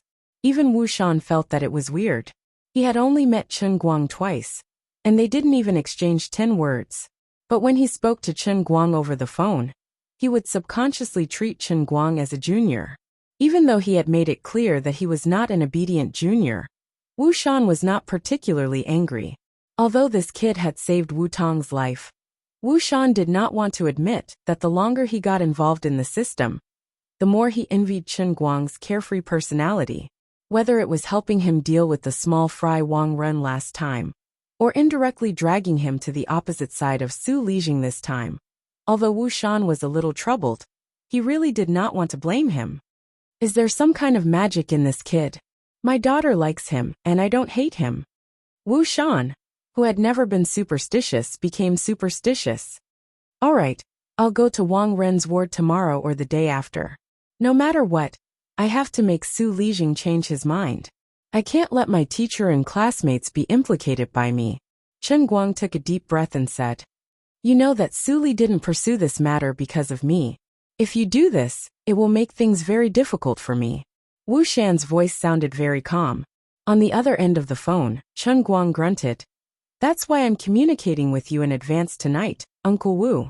If you think it's necessary, you can make it clear to Su Lijing in advance and draw a clear line between us. I don't really understand things at your level, but you know, I don't want to make things difficult for you. Even if I'm the one being expelled, don't touch my teacher and other students. It seems that no matter what I say, I won't be able to change your mind. I'm a little curious. What do you have to make Su Lijing yield?" Wu Shan asked curiously. "I'm not afraid of you laughing at me, but public opinion." "Public opinion? This is indeed a good thing. But it's not something ordinary people can control. I'm afraid it won't have any effect on him." Wu Shan began to guide Chen Guang. "Uncle Wu, you don't have to worry about that. Anyway, I'll give it a try first. If it doesn't work, I'll think of something else. Since you've made up your mind and I can't persuade you, I'll wish you success in advance. However, you're still young. Listen to me, don't go to extremes. As for the impact this might have on me, you don't have to care about it. It's already happened anyway. Besides, since I've already protected you, of course, I won't go back on my word. This isn't just your fault. If I'm too weak, won't Su Lijing look down on me for no reason?" Wu Shan recalled Chen Guang's true abilities. Although he did not know how he did it back then, it was true that he had single-handedly killed all the tyrannical bandits with Shurjio's strength. Such a person was equivalent to a huge time bomb. If he was really forced into a dead end, the consequences would be extremely serious. When Wu Shan said this, he looked in the direction of Wu Tong's bedroom.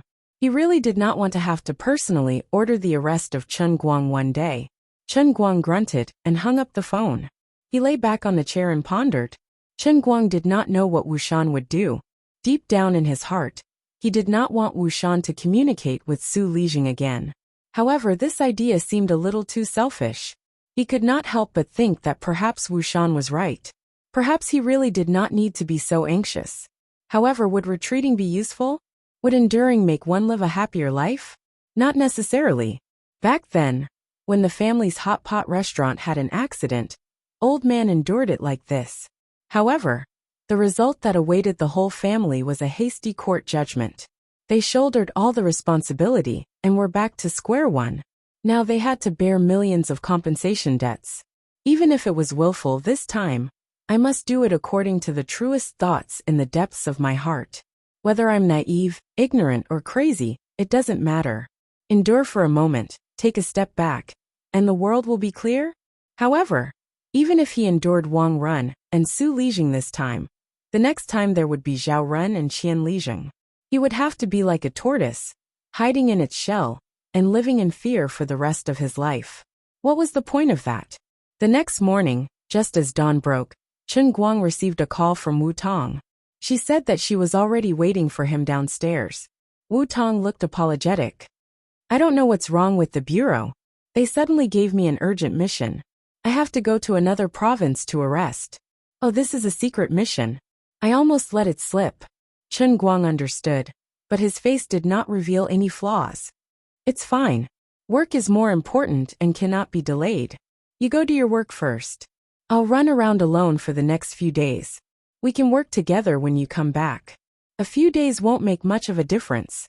Wu Tong grunted and took her car keys and left in a hurry. Looking at her silhouette, Chen Guang felt that Wu Shan had done something in the end, and sending Wu Tong away was the right decision.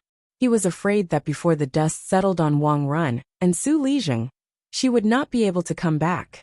Sigh. If old Han and Guo Ming's determination was shaken because of this, there was nothing he could do. Of course, Chen Guang had already expected this. It could even be said that he had deliberately sent Wu Tong away. When he realized that Wu Shan didn't support him, he made up his mind. He didn't want to leave an impression on Wu Shan, as if he had deliberately dragged Wu Tong into this matter. Chen Guang did not want to use Wu Tong. His previous decision was thoughtless. If he went alone, he could leave some space between Wu Shan and Su Lijing. If he really dragged Wu Tong into this, he was afraid that the two of them would really fight to the death. No matter what the final outcome was, Wu Shan would definitely be troubled. Chen Guang did not want to be ungrateful and make himself look despicable for no reason. It did not matter that Wu Tong left. Guo Ming had sent the two most crucial videos last night. Together with the things Ding Lu hid in the box, it might be enough. Driving a Phaeton into the city, Chen Guang first called Wang Qing and asked him to find a few people to go with him. Chen Guang's plan was very simple. If he wanted to use the conventional way to make those companies that sold experimental equipment hand over the evidence of bribery, it would be impossible. As for buying the company, it was just a joke. If he really bought someone else, it would not leave any evidence. Therefore, he had to use some unorthodox methods. Last time, Zhongbai said that Wang Qing's family was very capable. Wouldn't it be stupid not to use the resources? However, Wang Qing came in person and brought a few big brothers, who were obviously big shots in the underworld. When the two sides met, Wang Qing introduced them one by one. He did not boast about these people, but in short, no matter where they went, both the underworld and the underworld had to give them some face. On the other hand, Chen Guang felt embarrassed, while Wang Qing laughed it off. He only said that when those uncles heard that he needed them to support him, they were too embarrassed to send their subordinates over. Hence, they decided to come personally. The most important thing to support was nothing more than face. Anyway, everyone had nothing to do, so the face of the old guy was certainly the most useful. Therefore, Chen Guang and Wang Qing wandered around the city for a whole day with this luxurious lineup that had not been seen in Wujing City for 10 years. They went to 8 companies in one breath. The super luxurious lineup was really useful.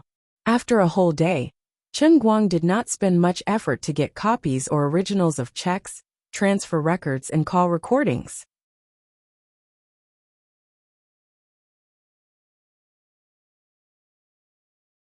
Chapter 389. These things were the most solid evidence. Generally, experienced purchasing managers would not leave behind so many pieces of evidence. It was Wang Ren's fault. When he was in the Jianhuan school, he was used to bullying the students. When he came to the School of Chemical Engineering, he was still the same.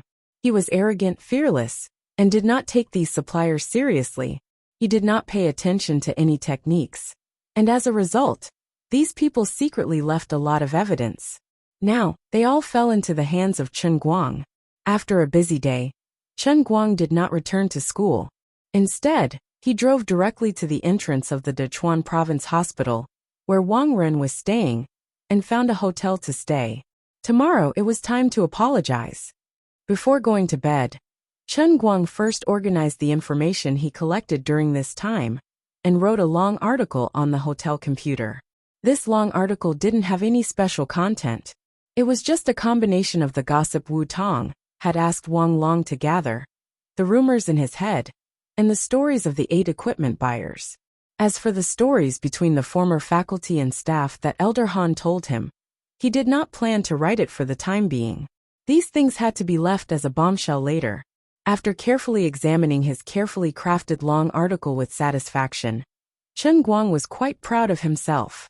Sure enough, he had the potential to become an internet celebrity. Even if he did not post a video, as long as he deliberately wrote, he could become a good jokester. This long article, aside from the fact that most of the names were pseudonyms, was written vividly and vividly. Once it was published, it would definitely cause a surge of emotions and anger. It perfectly described the image of a scoundrel who mingled in the holy land of the school. The next morning, when Chen Guang woke up, he first posted a seemingly brainless sentence on the Weibo of Almighty Superman. Wang Wu is too good. The benevolent are not benevolent. At this time, the total number of fans on his Weibo was close to 4 million. In the video of his piano performance posted the day before yesterday, he wore a mask and challenged the top 10 internationally renowned difficult songs one by one. His performance was so accurate that it made people's hair stand on end, and it completely shocked everyone's ears. At first, when the video was heard by people who didn't know much about music, they might think, "Oh, this almighty Superman is amazing. He can even play the piano." But when a true professional carefully examined each of his songs, compared them one by one, and conducted an in-depth analysis, the world knew how amazing he was. There were thousands of people who could play the piano, but there was almost no one who could play the 10 most difficult songs in one go without cramping up their hands. Not only did he not cramp, he even maintained the precision of a player from beginning to end. There had never been such a person in history. If it wasn't for the fact that Chen Guang took out the pencil and sharpener that he had been hiding in his pocket and performed the magic skill of sharpening a rose in an instant to verify his identity, no one would believe that the person wearing the mask was the same person. At this time, people finally understood the meaning of the ID Almighty Superman. After all this time, he had not added any accounts or accepted any advertisements. He had only been posting videos or acting cute from time to time. His purpose of becoming an internet celebrity was to let others know that he was here to show off. He wanted to tell them that no matter what he did, he was the best. No wonder he was called Almighty Superman. Brother, you are so honest. Although he looked really thick-skinned, he really couldn't refute it until now. Other than that, Chen Guang also received an unexpected surprise. He didn't know who had reposted his first pencil sharpening video on YouTube. It was definitely an illegal reposting, and he didn't get a single cent in copyright fees. But that video had also achieved an amazing influence on YouTube and must die. Foreign netizens exclaimed that this person had the mysterious power from the East. He didn't get any money, but he did get some fame. Just as Chen Guang was making fun of Wang Wu Taixing, there was a thump in the heavenly Holy Grail. A pencil more than 100 feet tall suddenly emerged from the sea of clouds, and then rose from the ground with the momentum of stabbing the sky. The second world in a cup was completed. It was the most useless world of pencil sharpening. The same video was blooming both at home and abroad. The fact that he was the best person on this planet at sharpening pencils had been recognized by the vast majority of people who knew about this. Naturally, it was completed. As the divine pencil statue rose from the sea of clouds, strands of power of faith gathered from the distant void. Chen Guang stood by the window of the hotel with a cup in his hand. He gently took a sip of the fresh and spicy Longjing tea.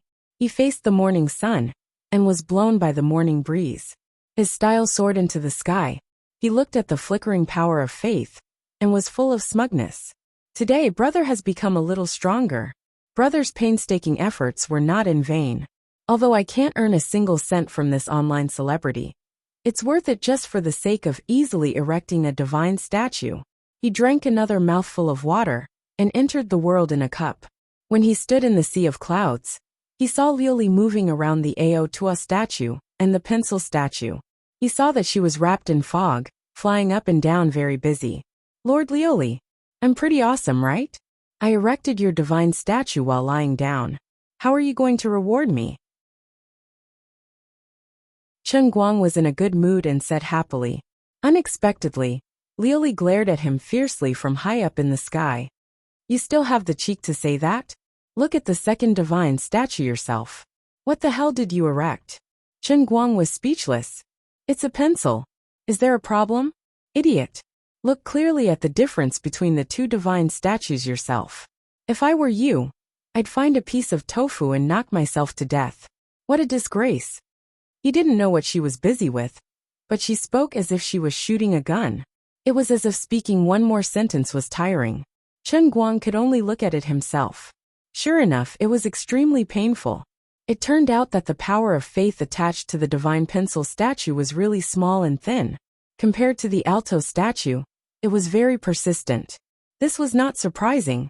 There were not many people in the world who would deliberately practice sharpening pencils. It was even rarer to think of who was the best pencil sharpener in history. It was only because his video had some influence that he more or less got some power of faith. However, it probably didn't even reach 10 million people. Apart from that, these people's worship of his pencil sharpening skills was far less than their worship of the god of racing. The power of faith produced by the two, be it in quality or quantity, was completely different. Your second divine statue is filled with water. What's the use of having a basket?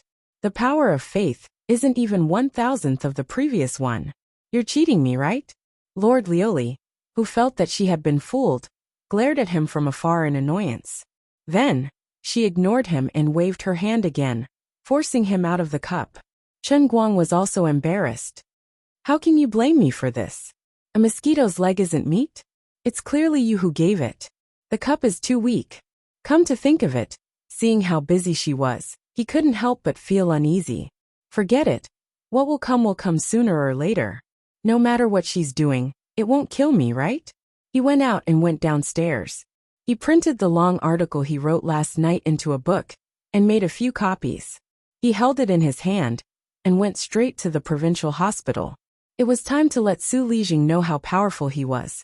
Even if I'm an ant, as long as the poison is strong, I can still bite you until you swell up.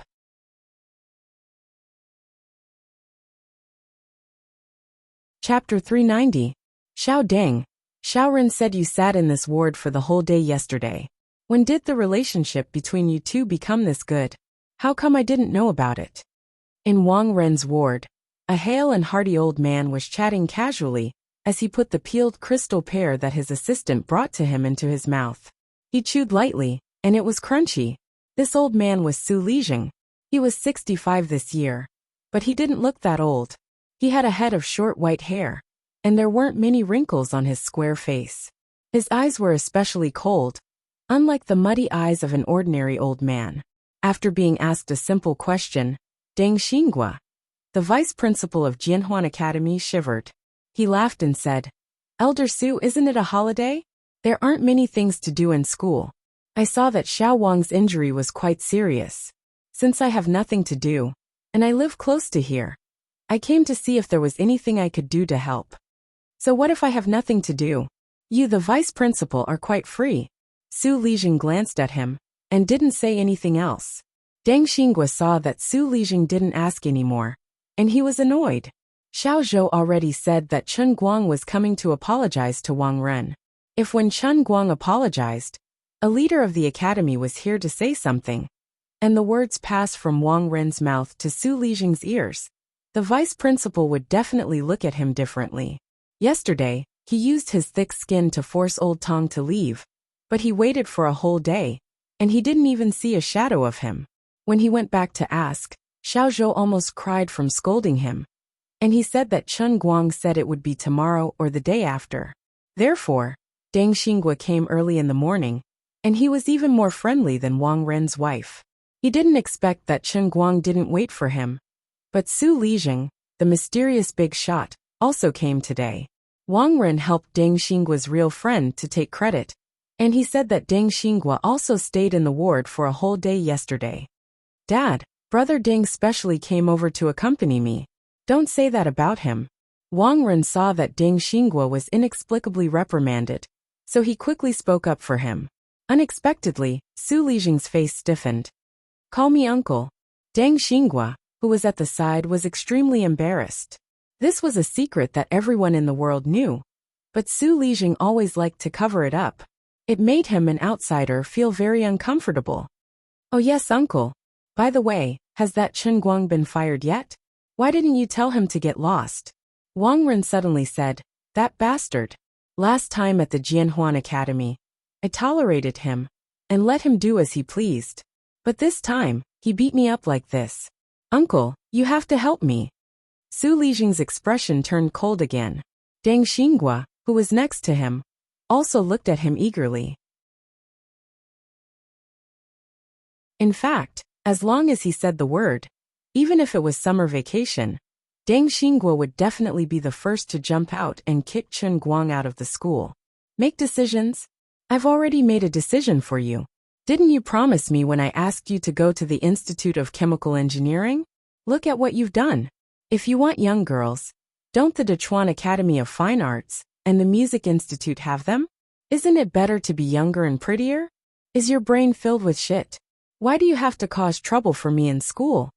Su Lijing was furious and slammed the table. He was also angry. 2 days ago, Wang Ren had beaten up a student and sent him to the hospital. He hadn't even arrived at the hospital to see the situation, but Wu Shan had already called him. Just like what Wu Shan said, it was not easy to make Su Lijing give in on this matter. But in the end, Su Lijing gave Wu Shan face. In the end, he found out that Wang Ren was beaten up to the point that his face was almost disfigured. It took him a lot of effort to suppress the anger in his heart, but Wang Ren brought it up again in front of Deng Xinggua, an outsider. Wang Ren was inexplicably scolded. In his impression, this uncle of his was not like this before. He clearly told him to let Chen Guang go for the time being and start with other people first. Today, he wanted to take advantage of Deng Xinggua's presence to settle the matter in one go. Why did he get angry? Elder Su, please don't be angry. I know about Xiao Wang's matter. It's not like what the rumors say. It's just people who are jealous of his ability to work and spread rumors. Xiao Wang went to the Institute of Chemical Engineering to work diligently. He is strict with the management of the equipment and is definitely not like what the rumors say. I've seen Chen Guang's student before. He has a violent temper and has a criminal record of beating people in school. It's not an exaggeration to say that he is notorious. It must be Xiao Wang who asked them to strictly follow the procedures when they wanted to borrow the equipment. This made Chen Guang feel that he had lost face. Everyone saw what happened that day. It was that northeastern girl called Hua Ling who started the fight. After Chen Guang came, Xiao Wang didn't even say a few words before he was beaten up and laid down here. Elder Su, you can't blame Xiao Wang wrongly. Deng Xinggua saw Su Lijing was angry, so he braced himself and stood up to help Wang Ren. He never thought that Su Lijing would really believe it. When Wu Shan negotiated with him, he didn't talk about too many details. Wu Shan didn't care what Wang Ren said or did to Zhongyu. He only wanted to discuss the conditions with Su Lijing. He will protect Chen Guang. So Su Lijing actually didn't know the cause and effect of the matter. A few days ago, when Wang Ren was admitted to the hospital, he came to see him and made some arrangements. Today was the first time he talked about this matter. Su Lijing replied, "That's true. That student called Chen Guang was too aggressive. But I have my own plans for this matter. You don't need to ask anymore." Deng Xinggua also raised his eyebrows. He didn't expect that Su Lijing would accept his nonsense. "Old man, you really don't know what's going on. I was just pretending to be kind. Why did you believe me?" Even though Deng Xinggua had always been thick-skinned, he still felt his face turn red. It was no wonder. Not many people would dare to talk bad about Wang Ren in front of Su Lijing. Don't think that Su Lijing didn't just scold Wang Ren in front of him. In the past, when did this prince of the opposite sex get into trouble? Didn't this old man order someone to clean up after him? After all, He was his own flesh and blood, his only son. Even if his bones were broken, his tendons were still connected. That's right. Uncle, look at my nose. I don't even know if it will grow back. Wang Ren pointed at his nose and said, I can't take this lying down. All right, I have my own arrangements. After you leave the hospital, don't go back to school. I will arrange another job for you. Xiao Deng, come out for a while. I have some things to ask you about the school. Su Lijing stood up. Deng Xingguo followed him out with his head drooping. Su Lijing turned around and looked at him coldly. He took a deep breath and said, Xiao Deng, I understand your work ability. When I arranged for Xiao Run to go to the building loop school, I hoped that you would bring him to the right path. You have disappointed me. Well, not only did I fail to flatter him, I even became the emperor's slanderous villain. Deng Xingguo felt wronged and helpless at the same time. What kind of person is Wang Ren? It's not like he became like this after coming to the building loop school. How can you blame me for this? It's you who spoiled him too much. That's why he became so lawless. Even I, the vice dean, have to follow behind him and flatter him. If I had a choice, I would also want to be a righteous person, okay? Even if his heart was about to vomit blood, Deng Xingguo didn't dare to refute. He could only nod and bow. It's my fault. I will have a good talk with Xiao Wang in the future. At this moment, Vice Dean Deng suddenly saw a figure behind Su Lijing. His eyes suddenly lit up. The person who apologized had finally come. Chen Guang, you finally came. Deng Xingguo said loudly with joy. Su Lijing turned around and saw Chen Guang standing behind him. Chen Guang also raised his eyes to look at the old man before him. Even without Vice Principal Deng's introduction, he could tell that this old man was the vice principal of the Su University, who had brought Wang Ren into the school's tumor. You are Chen Guang? Su Lijing frowned and looked down at Chen Guang. He suppressed his anger. These days he had heard this student's name many times. He really didn't expect that he would dare to appear in front of him. Even if Wu Shan is willing to speak up for you, you are still a junior. You are too arrogant. Chen Guang didn't care about Su Lijing's scrutinizing gaze. He copied him and looked at the vice dean with a scrutinizing gaze. From this person, Chen Guang felt a pressure that he hadn't felt for a long time. It was even more oppressive than when Wu Shan came and went in a hurry. Immersed in learning all year round and holding power, Su Lijing had the aura of a person in a high position. He didn't need to say too much. A simple expression, a frown, and a focused gaze could make Xiao Xiaoxin feel fear. However, no matter how high your position is, or how many things you have done, the Su Lijing I know is only Wang Ren's backing. That's all. He suddenly grinned. You are Vice Dean Su? I have long heard of your name. Today, you really live up to your reputation.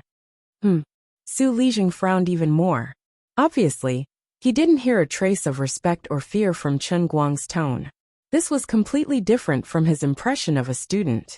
The vice dean of a university was a completely different concept from the principal of a junior high school.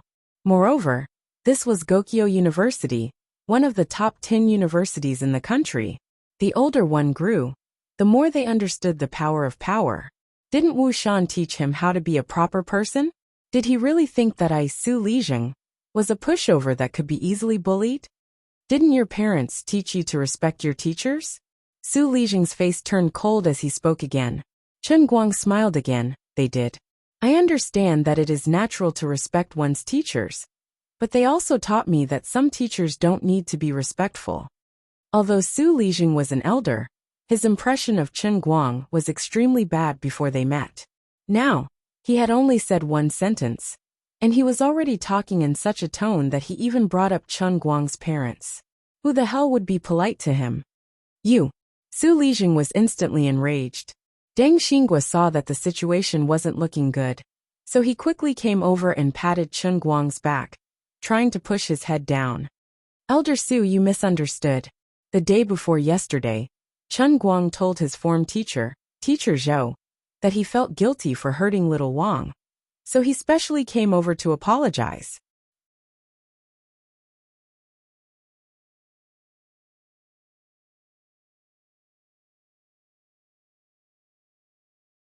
Chapter 391.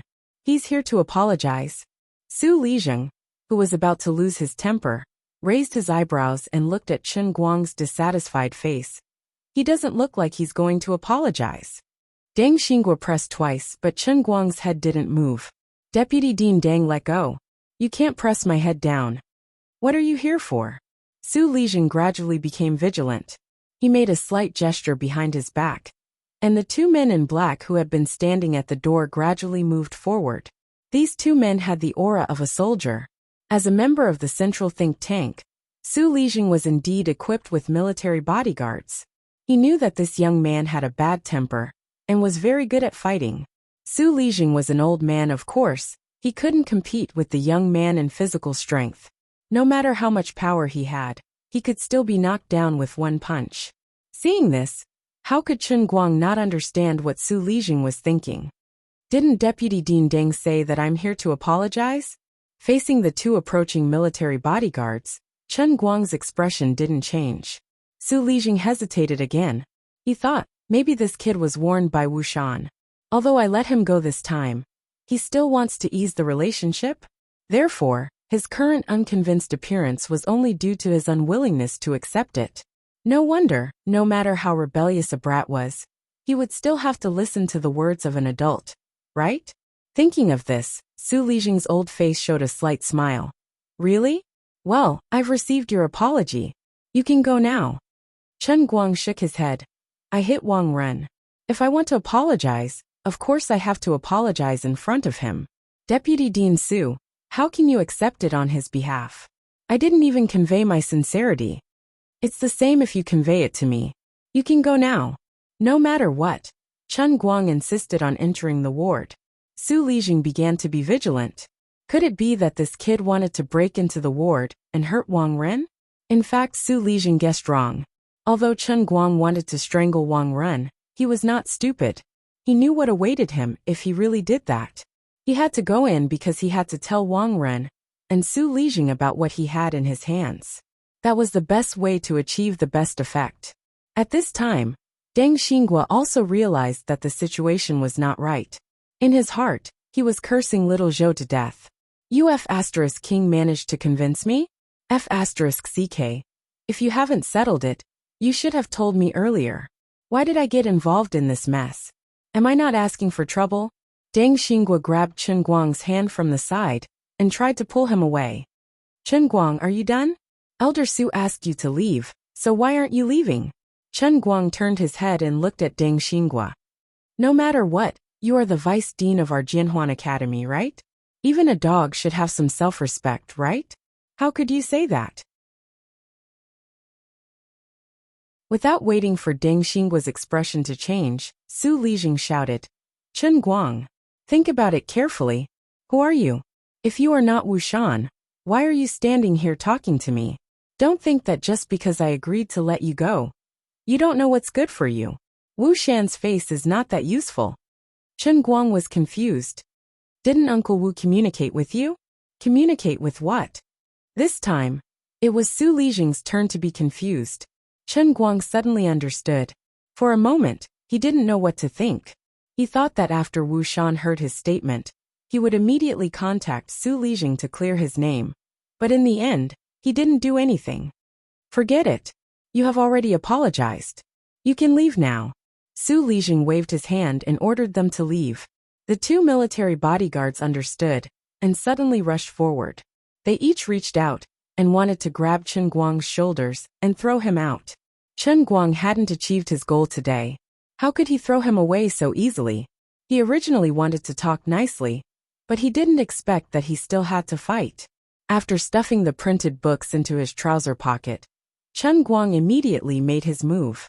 His left and right fists punched the chest of the two military bodyguards at the same time. The two of them were quiet and didn't show their abilities. However, since they were sent to be Su Lijing's bodyguards, they obviously had some real skills. The two of them looked disdainful. They didn't dodge, but both of them locked their hands in front of them. They planned to grab Chen Guang's fists. However, they didn't expect a huge force to come. How could the two of them hold Chen Guang's arms? Chen Guang's fists shook off the two's hands and landed on their chests. The two of them let out a muffled groan. They felt that their chests were so tight that the air in their lungs was almost sucked out by Chen Guang's punch. The two of them retreated at the same time and hit the wall of the hospital. The two professional soldiers endured the discomfort in their bodies and immediately wanted to grab their guns. Su Lijing saw that the situation wasn't looking good and quickly shouted, "Enough! Stop!" He was very clear about the standards of his two bodyguards. They weren't just there for show. They were the real elites. However, under Chen Guang's fists, the two elite bodyguards couldn't even withstand a single move. They were both knocked back with a muffled groan. This was a junior that Wu Shan thought highly of. He didn't even hesitate to fall out with Su Lijing because of this person. Although Wu Shan said that this person was a friend of his daughter, Wu Tong, Su Lijing, who was also in a high position, didn't believe Wu Shan's words at all. For your daughter's friend, not your son-in-law. You actually want to fight me to the death. There must be something fishy going on. Only a ghost would believe that. He had long heard that the grandson of a real big shot in the military was studying at Gokyo University. Su Lijing had been asking around for 3 years, but to no avail. The big shot in the military hid this matter very well. Now it seemed that Chen Guang was very likely that person's grandson. Otherwise, there was no reason for Wu Shan to think so highly of him. Wu Shan was even willing to give up his own wife and child. He was definitely not a man of character. He must be plotting something. If Su Lijing had some doubts before, now that he saw Chen Guang force the two bodyguards to retreat and recalled his arrogant attitude from the beginning, how could Su Lijing not panic? He remembered something else. Right, Su Lijing had heard someone talk about that young man by chance. It was said that he had a great ambition at a young age. He didn't want to be a soldier like his grandfather, nor did he want to be in the economy like his grandfather. Instead, he was especially interested in environmental protection. Gokyo University, environmental science major. That's right, it's Chen Guang. No wonder he was a big shot in the academic world. His brain was really good. In a split second, Su Lijing's mind went through countless thoughts. He finally made up his mind. He was so scared that he almost broke out in a cold sweat. He didn't dare to let the two bodyguards pull out their guns. If that person knew that his grandson was being held at gunpoint by his own bodyguards, even 10 Su Lijings wouldn't be enough. Not only did Su Lijing's sudden eruption startle the two bodyguards, but even Chen Guang couldn't react in time. Little Chen. Sure enough, heroes come from the young. Your kung fu really opened this old man's eyes. You're indeed a tiger from a family of generals. Even if you're not a soldier, you must have trained a lot since you were young, right? A person's potential was really forced out. Su Lijing's old body was extremely agile as he stood between Chen Guang and the two bodyguards. His face instantly changed into a bright smile. He patted Chen Guang's shoulder and said with a smile, "This sudden change in the situation really made people scratch their heads in confusion." At this moment, Chen Guang's face was also covered in a dumbfounded expression. When he saw the two bodyguards trying to pull out their guns, he became bold and decided to make the first move. He intended to take the two of them down and seize their weapons to cripple their resistance. If there's a need, he would even point a gun at Su Lijing's head to let him know that he's playing with his life today. But in the end, what happened? Did this old guy take the wrong medicine? I originally planned to play with my life on the line. Where did your amiable look come from? Your face-changing technique is so skillful that I can't look straight at it. The world is changing too fast, and I can't keep up with the rhythm. What the hell is a tiger from a family of generals?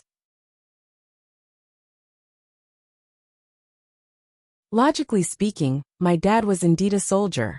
If the cook squad leader can also be considered a general, then I'm indeed a tiger from a family of generals. Seeing that Chen Guang was stunned, Su Lijing thought that he had guessed correctly and was very proud of himself. In the huge Sichuan province, dozens of people with the same status as him knew that the kid was hiding his identity and studying in Gokyo University. They all racked their brains to dig him out and only hoped that from now on, they would exhaust their wisdom to hug a thigh. But these people all had no way to hug a thigh, and now he had unexpectedly caught him. No wonder this kid was so reckless and fearless. You can indeed be fearless. In the whole country, there are not many people who can make you fear. If there are, then most of them must be in Yanjing City. In Wujing City, you should be able to do whatever you want. To be able to dig you out from the tens of thousands of students in Gokyo University, Wang Ren's beating was worth it. Vice Principal Su, please excuse me. Then can I go and apologize to Wang Ren now? Although Chen Guang didn't understand what had happened, he still decided to act according to the original plan. He couldn't be dragged into the ditch by this old guy's unconventional way of doing things. Hey, what are you apologizing for, little Chen? Let me tell you, Xiaoren deserved to be beaten. You did a good job. It's already a good thing that you didn't kill him. Su Lijing was still smiling. As he spoke, he continued to pat Chen Guang's shoulder intimately. His eyes were extremely ambiguous, as if to say, you know, I also know. F***ck. Old sir, please show some respect. I was planning to send your son to prison, but your attitude is making it very difficult for me to do that. Chen Guang was really speechless. He clearly came here with the urge to chop someone up. Although the first half of the story was very intense, it was still under his control. Suddenly the style changed. The old man couldn't accept it. How am I going to finish acting cool like this? Moreover, I'm about 40 years younger than you. You keep calling me little Chen and patting me on the shoulder as if you're an equal. I really wonder if you're trying to sugarcoat me. Vice Principal Su, I have something here. You can take a look first. I can contact a friend. He's very influential on Weibo and has more than 4 million fans. If you don't take back the punishment that you gave to Teacher Zhua, Senior Hualing, and Senior Zhongyu, I'll let him. As Chen Guang spoke, he took out the booklet that he had prepared earlier.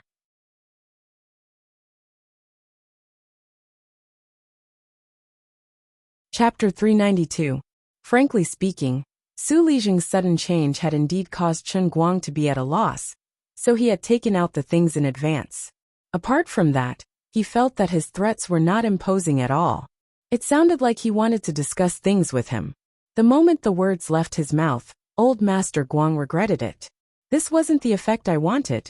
I should have slapped one long article on Wang Ren's face first, then turned around and slapped the other one on Su Lijing's face. You old dog. Look at all the crap your son has done. It is because of your connivance and protection that this sinful bastard poisoned my school, killed my classmates, and forced my teachers to do what they wanted. If you don't take back your orders, I'll definitely fight you to the death and ruin your reputation with this scoundrel of a son. Then I'll ask for sky-high prices and pay back on the spot. Now I've completely lost my imposing manner. But before he could finish speaking, Su Lijing had already snatched the booklet away and started reading with a frown, not giving him a chance to incite his anger. Su Lijing read very quickly. He read 10 lines at a glance, but he could read every word clearly. Deng Xinghua also leaned over to take a look. Su Lijing turned his head and glared at him. Deng Xinghua shrank his neck and hid behind the booklet. Right now, this vice president was also feeling very conflicted. His outlook on life must have suffered quite a big blow. About a few minutes later, Su Lijing finished reading Chen Guang's long article that was stained with blood and tears. Chen Guang stared at him and paused. He felt that he couldn't be fooled by this Maitreya Buddha image. He still had to say what needed to be said. He coughed lightly. Vice President Su, you've read it clearly, right? Everything I've written in this article is true. You know everything that Wang Ren has done in school all these years, right?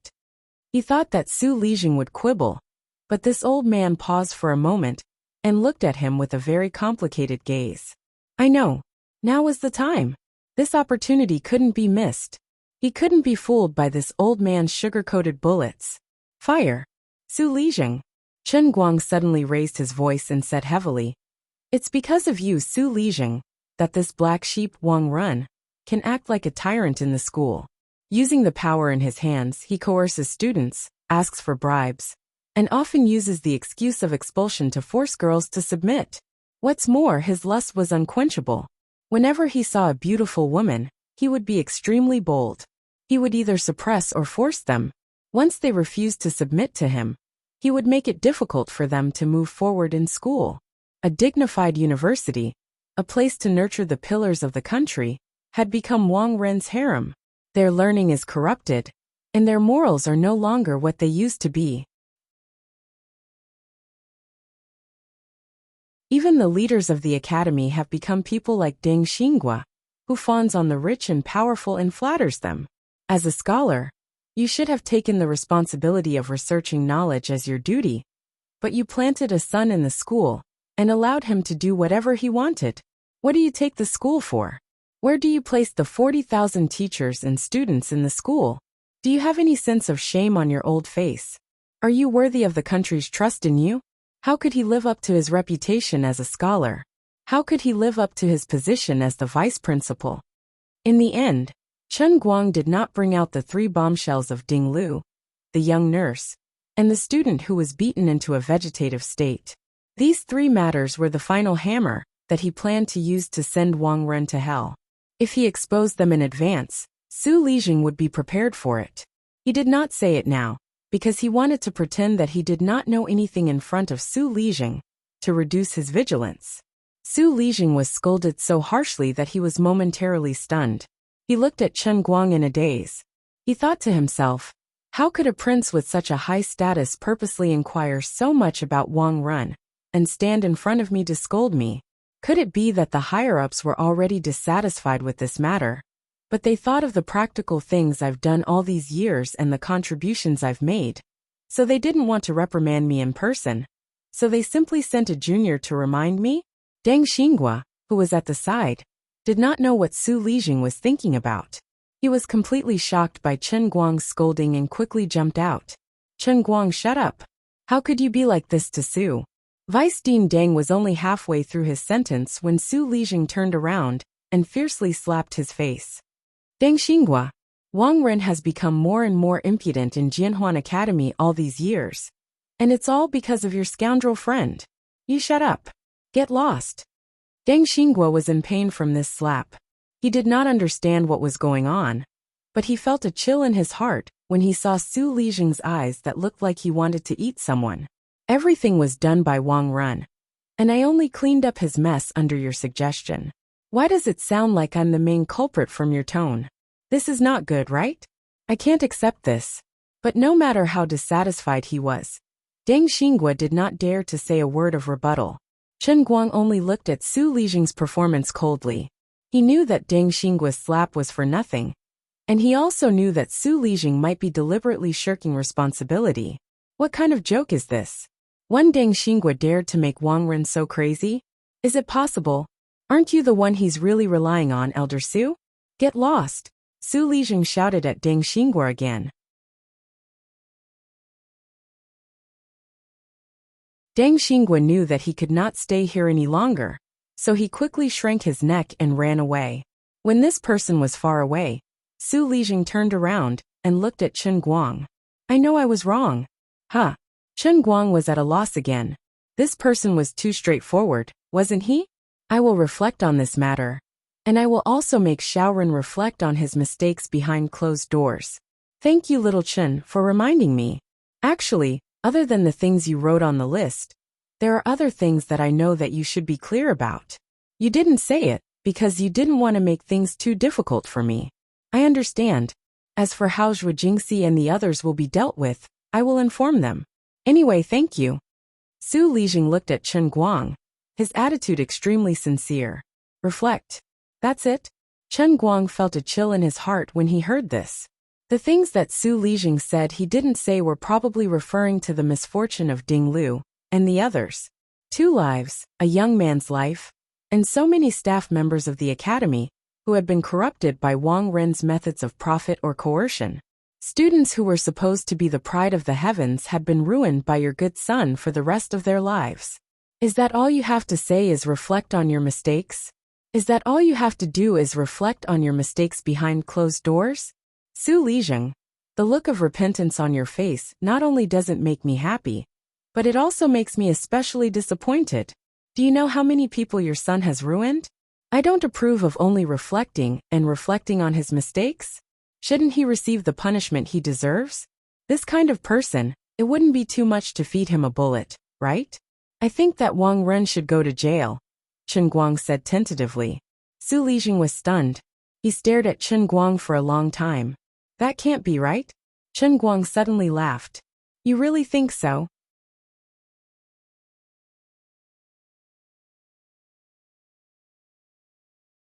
Chapter 393. Su Lijing was creeped out by Chen Guang's smile. But he was wary of Chen Guang's identity as a tiger from a family of generals. So he did not know how to answer him. No matter what, I'm considered a meritorious official, right? It's wrong to indulge the younger generation. But it didn't cause too much damage. Chen Guang suddenly felt that he had nothing to say to this person. Even though Wu Shan was a typical official, at least he still had justice in his heart. Su Lijing, on the other hand, stood at the other extreme. He and Su Lijing had different goals and could not work together. Forget it. I'll just take care of the rest one by one. Why waste my breath on Su Lijing? Anyway, I've achieved my goal, haven't I? Fine, I won't argue with you. That's it. Just now, you said that you'd better cancel the punishment for my teacher and classmate. Chen Guang threw down this sentence and prepared to leave. At that moment, the ward door suddenly opened. Wang Ren seemed to have heard the commotion outside. He did not seem to understand the situation. Earlier, when he was alone, he heard Chen Guang's voice. He remembered that Deng Xingguo vaguely mentioned that Chen Guang was coming to apologize. Therefore, he could not sit still on the bed. He hated Chen Guang to the core. If he had the chance, he wanted to step on Chen Guang's face. Now, you actually came to me? How can I let you go just like that? Even though Wang Ren could not understand why Su Lijing refused to agree to his request to fire Chen Guang. But since that brat came to ask for a beating, it was not too much for him to go out and vent his anger. Right? Therefore, he opened the door and saw Chen Guang. He used about 5 seconds to organize his words and decide on his next move. Chen Guang. He grinned and shouted Chen Guang's name. He raised his hand and wanted to give this thorn in his flesh a tight slap. His hand was raised in midair, but Chen Guang had already turned around and looked at him coldly. Wang Ren thought. You came to apologize without any sincerity. What do you mean by that look? Aren't you quite capable? If you have the guts, why don't you make a move now? Do you dare to make a move in front of my dad's bodyguards? No matter how good you are at fighting, can you beat the bodyguards sent by the army? Wang Ren was so excited that he raised his hand higher and higher. His chest was filled with anger and hot blood. Now you know to apologize? Too late. I will kick you out of the school first, and then crush you to death bit by bit. Then, he waved his hand, completely not noticing that Su Lijing's face had turned pale. Nor did he notice that Chen Guang was staring at him, as if he was looking at a dead fish. He also didn't notice that the 2 military bodyguards he was relying on didn't dare to look at Chen Guang from beginning to end. In the end, his hand didn't hit Chen Guang's face. Instead, he felt a dull pain in his chest. Then, his fat body flew in the direction of the ward's door, and then he fell hard into the ward.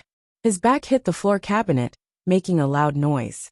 Then there was a series of cracking sounds on his back. He didn't know which bone was broken. Wang Ren used a little strength to stand up, but there was a heart-wrenching pain in his back. He couldn't move. He wailed. Chen Guang slowly retracted his foot that was in mid-air, turned around to look at Su Lijing, and shrugged. You can't blame me for this. The expressions on Su Lijing's face were too colorful. There was anger, confusion, panic, and perhaps a trace of unwillingness. Chen Guang thought he would be furious, but instead he took a deep breath. It's okay. Good kick. Shaoran deserves it. At that moment, a man in military uniform suddenly stepped out of the elevator. He stared and saw the 2 military bodyguards standing beside Su Lijing. He said loudly, Zhao Hu, why did you two send a distress signal for no reason? I was busy here, and I was the closest to you, so I threw it over. This Zhao Hu was one of Su Lijing's bodyguards. He looked at the newcomer with a bitter face. Captain Xue, it's a misunderstanding. It's a misunderstanding. This person was Xue Lin. She knew Su Lijing. She first nodded at him. Greetings, Elder Su. At that moment, Chen Guang turned around. Xue Lin turned her head and saw him.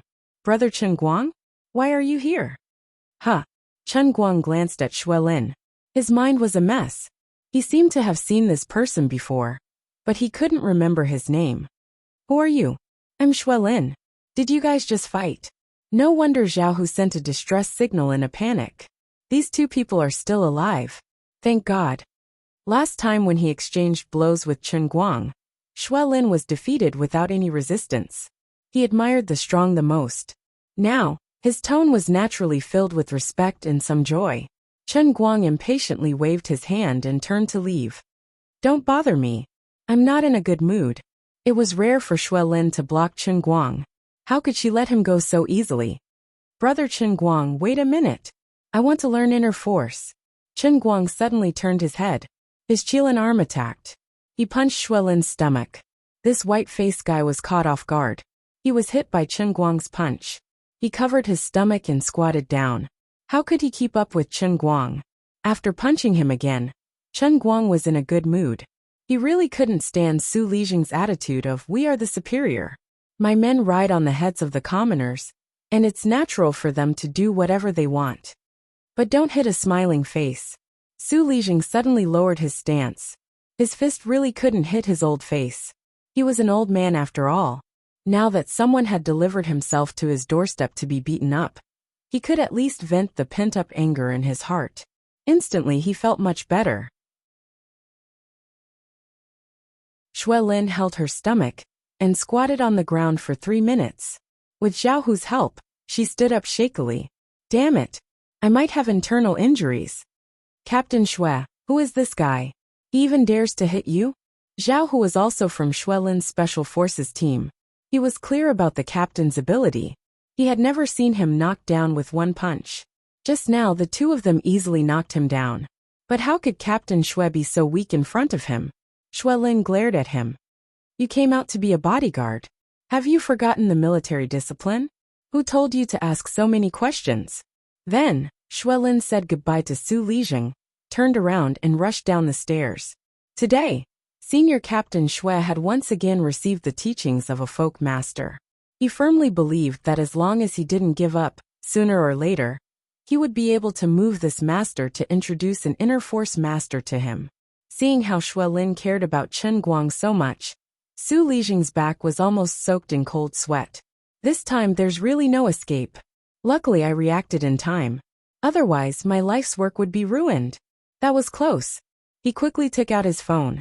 No matter what, he had to coax the person first. As for Wang Ren, who was injured on top of his injuries, he was in a mess again. At that moment, Su Lijing still didn't know that he and Chen Guang were actually not the same type of person. He might be barely considered a superior, but Chen Guang put himself in the position of a civilian. He didn't accept Su Lijing's so-called reflection and closed-door reflection. If one only needed to reflect on their mistakes and didn't have to pay any price, then what was the use of the law? Although he always heard that the law was a toy of those in power, Chen Guang didn't agree with it. On the other side, Chen Guang received a call from Zhuo Jingxi before he even reached the hotel parking lot. Her mood was a little complicated. The punishment that was already set in stone was inexplicably revoked. She didn't know what exactly Chen Guang did, but she was sure that it had something to do with him. Chen Guang laughed it off with her. He only said that the heavenly secrets couldn't be revealed, and that he would tell her in detail when he came back. On the other side, Hualing and Zhongyu also called one after another. Both of their punishments were cancelled for no reason. Chen Guang just chuckled with a look that said, I'm awesome, come and worship me.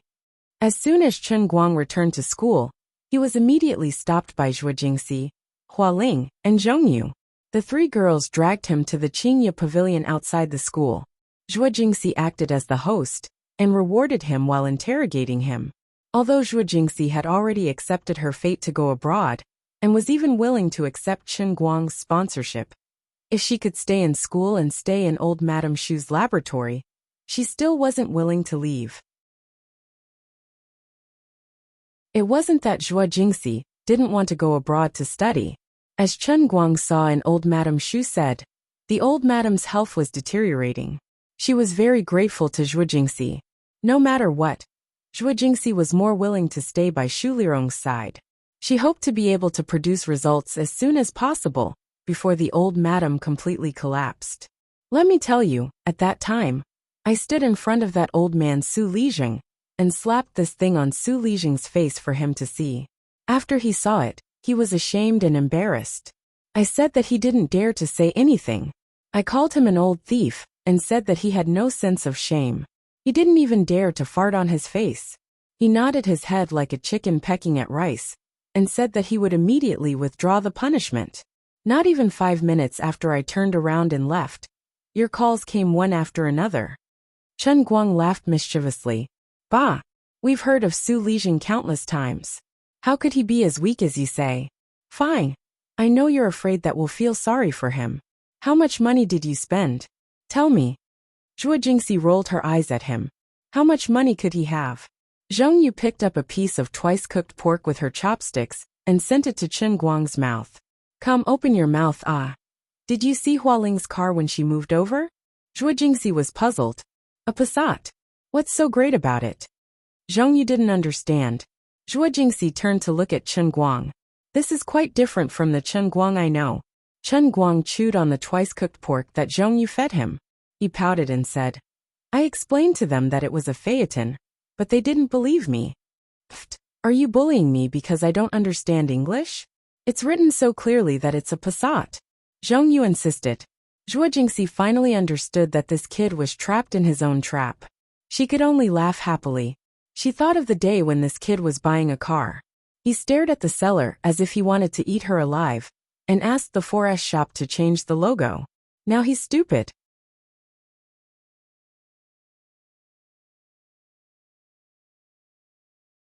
Chapter 394.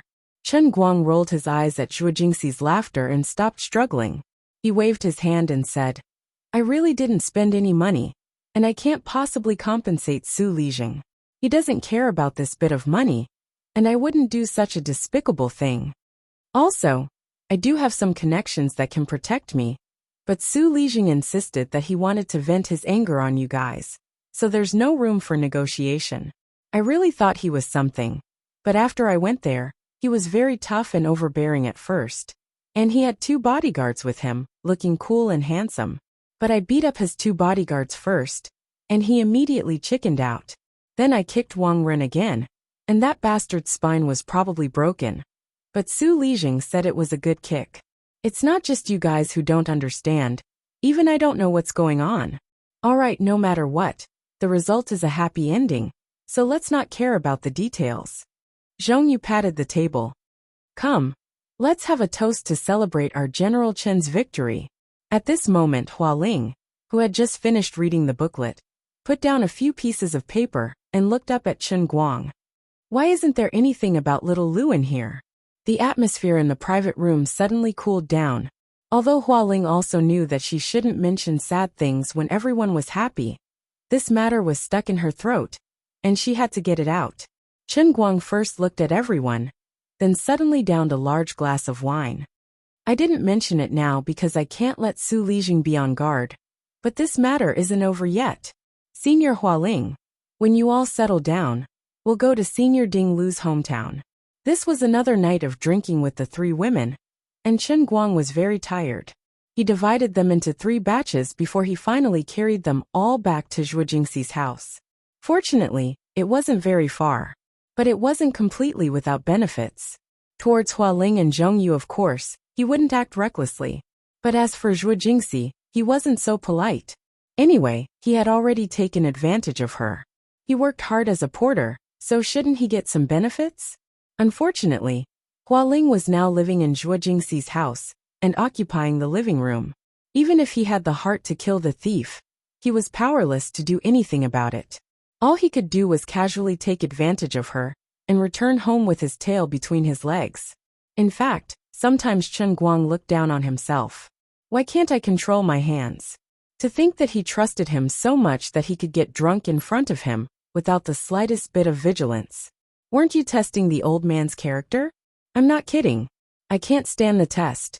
The next morning, Zhuo Jingxi and the other 2 returned to the school's laboratory. Old Madame Xu had personally called to invite them. Luo Jin had arrived early. He didn't know what had happened. Inexplicably, the demerit punishment on his head was gone. He was also at a loss. When he received a call from Zhuo Jingxi informing him to come to the laboratory, he was even more confused. Teacher Zhuo, what's going on? Luo Jin was puzzled. The three girls looked at each other in unison. It was the straightforward Zhong Yu who said, "It's nothing. Senior brother Luo, just treat it as a dream." After saying that, the three girls went back to their own work. Because of Su Lijing, the experiment had been stopped for 2 days. There was a lot of backlog of work, and they were indeed very busy. Of course, it wasn't that they were so busy that they didn't have time to say a word. It was just that the three of them really didn't want to talk to Luo Jin. With Chen Guang as a mirror, there was no need to say much about Luo Jin's character. Luo Jin suddenly felt that he was no longer a person in this laboratory. He was not wrong. When the next semester started, Zhuo Jingxi really planned to change to another graduate student. In any case, there were already 3 girls in the laboratory, so she might as well change all of them to a female army. As for Chen Guang, he went to a tea house near Vice Principal Han's residential area. After sitting and waiting for a while, Guoming and Old Man Han arrived one after another. Guoming's eyes were filled with excitement. "Are you ready to move? I can do it any time." Old Man Han also suppressed his excitement. "I have been secretly asking around in the academy for the past few days. Many people are starting to get restless. I don't know what happened, but I heard that Deng Xinghua had offended Su Lijing. Yesterday, Old Tong and Principal Ke had an appointment for a long time. I guess this matter has something to do with Su Lijing. Also, why did Su Lijing suddenly revoke the punishment given to Xiao Zhua and the others? What else have you been doing these few days?" Chen Guang looked at the 2 extremely excited people. After thinking for a while, he still couldn't hide it from them. So he told them the truth about Wu Tong being sent away. As for the rest, he didn't need to explain it too clearly. It was as if a bucket of cold water had been poured over their heads. "Maybe the 2 of you have misunderstood. The Martial Arts Bureau wanted to do this with me and let Wang Ren receive the punishment he deserved. However, the Martial Arts Bureau didn't seem to support it and sent her away. But no matter what, I have made up my mind to do this. As for the 2 of you, I understand your difficulties. I can't be too selfish and only care about myself. I can't be too selfish and think about dragging you into this." Unknowingly, Chen Guang, a third-year student, didn't behave like a student in front of Old Man Han, a deputy dean, and Guoming, a former director, and now an executive of a listed company. Instead, he behaved like a peer. When the 2 heard this, they were silent for a long time. They looked at Chen Guang with some pain, as if they were thanking him for being honest with them. However, they also seemed to be regretting that they might have missed another good opportunity to take down Wang Ren and Su Lijing. Since they had already said this much, there was no point for Chen Guang to continue staying here. So he didn't stay any longer and got up to leave. Not long after he left the tea house, Wu Shan called again. "Xiao Chen, what did you say to Su Lijing?" "Today after my meeting, he came to the entrance of the courtyard to invite me for tea. His words were strange."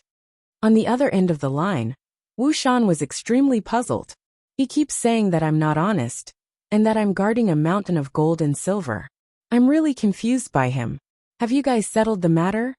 "More or less, half of it has been settled."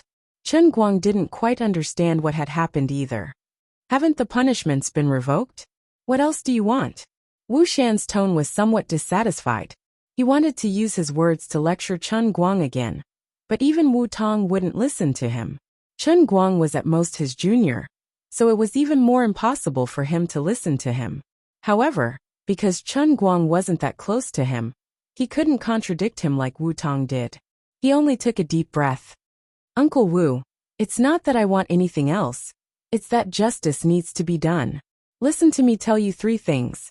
If you still insist that I should stop after listening, then I'll listen to you. Since you're Sister Wu Tong's father, I'll listen to you."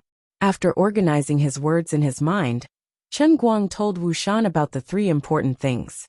They were about Ding Lu, the nurse, and the boy who was beaten into a vegetative state. As for the others, whether it was corrupting teachers and students, embezzling public funds, or even using his authority to steal meat from students, or using underhanded means to expel Guoming from the academy. They were all minor details. Wang Ren's actions were only unforgivable. Uncle Wu, everything I said is the truth. If there's even one thing that isn't true, I won't pursue it. Of course, from my personal standpoint, I'm just meddling in other people's business. But since I know about it, I can't just ignore it. To be honest, this kind of thing should be handled by someone with your position. However, I understand your difficulties, so I won't ask for your help. I only ask that you don't stop me. As Chen Guang spoke, he tightly grasped the heavenly holy grail in his hand. He was waiting for Wu Shan's answer. He really didn't want to be a saint, but Wang Ren appeared in front of him again and again. It was as if something was testing his character. He couldn't help but ask in his heart, Luli, are you testing my sense of justice? Is it true that only people with a righteous heart are qualified to become the owner of the heavenly holy grail? Don't think like that. The heavenly holy grail isn't that great.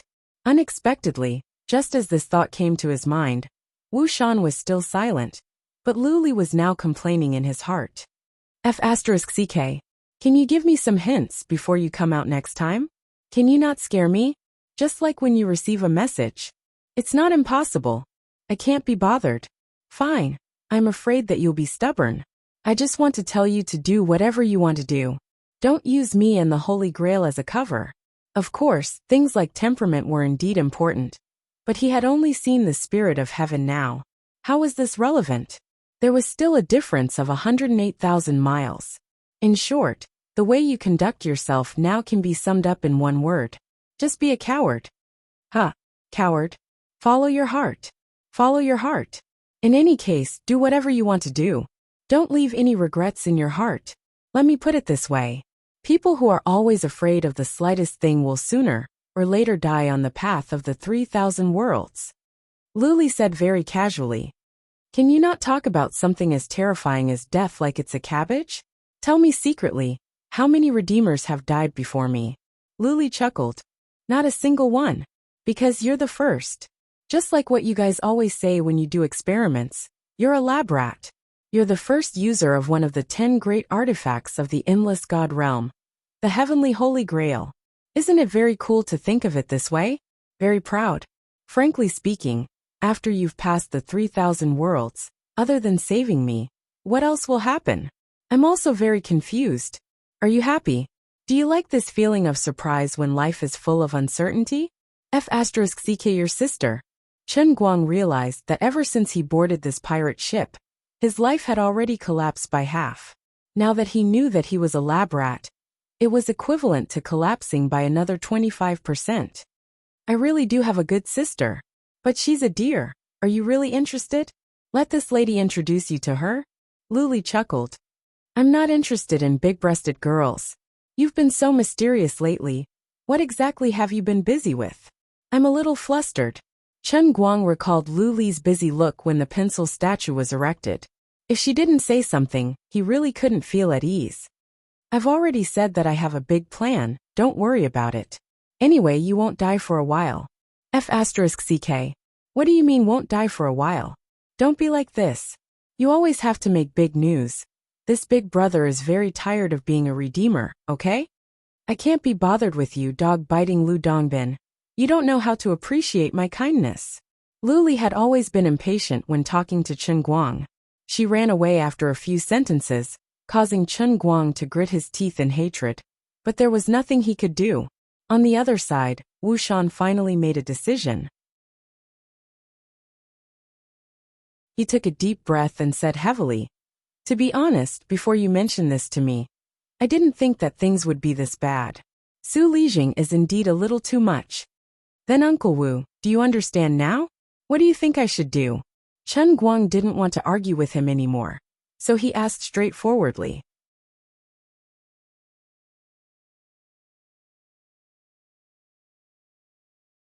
Chapter 395. Wu Shan pondered for a few seconds. If you can gather enough evidence and convince me, I'll personally contact the procuratorate for you. If it's just you, the procuratorate won't accept it. Wu Shan said. Although there may be a lot of hidden dangers, I can still handle it. But I won't let Wu Tong come back for a while.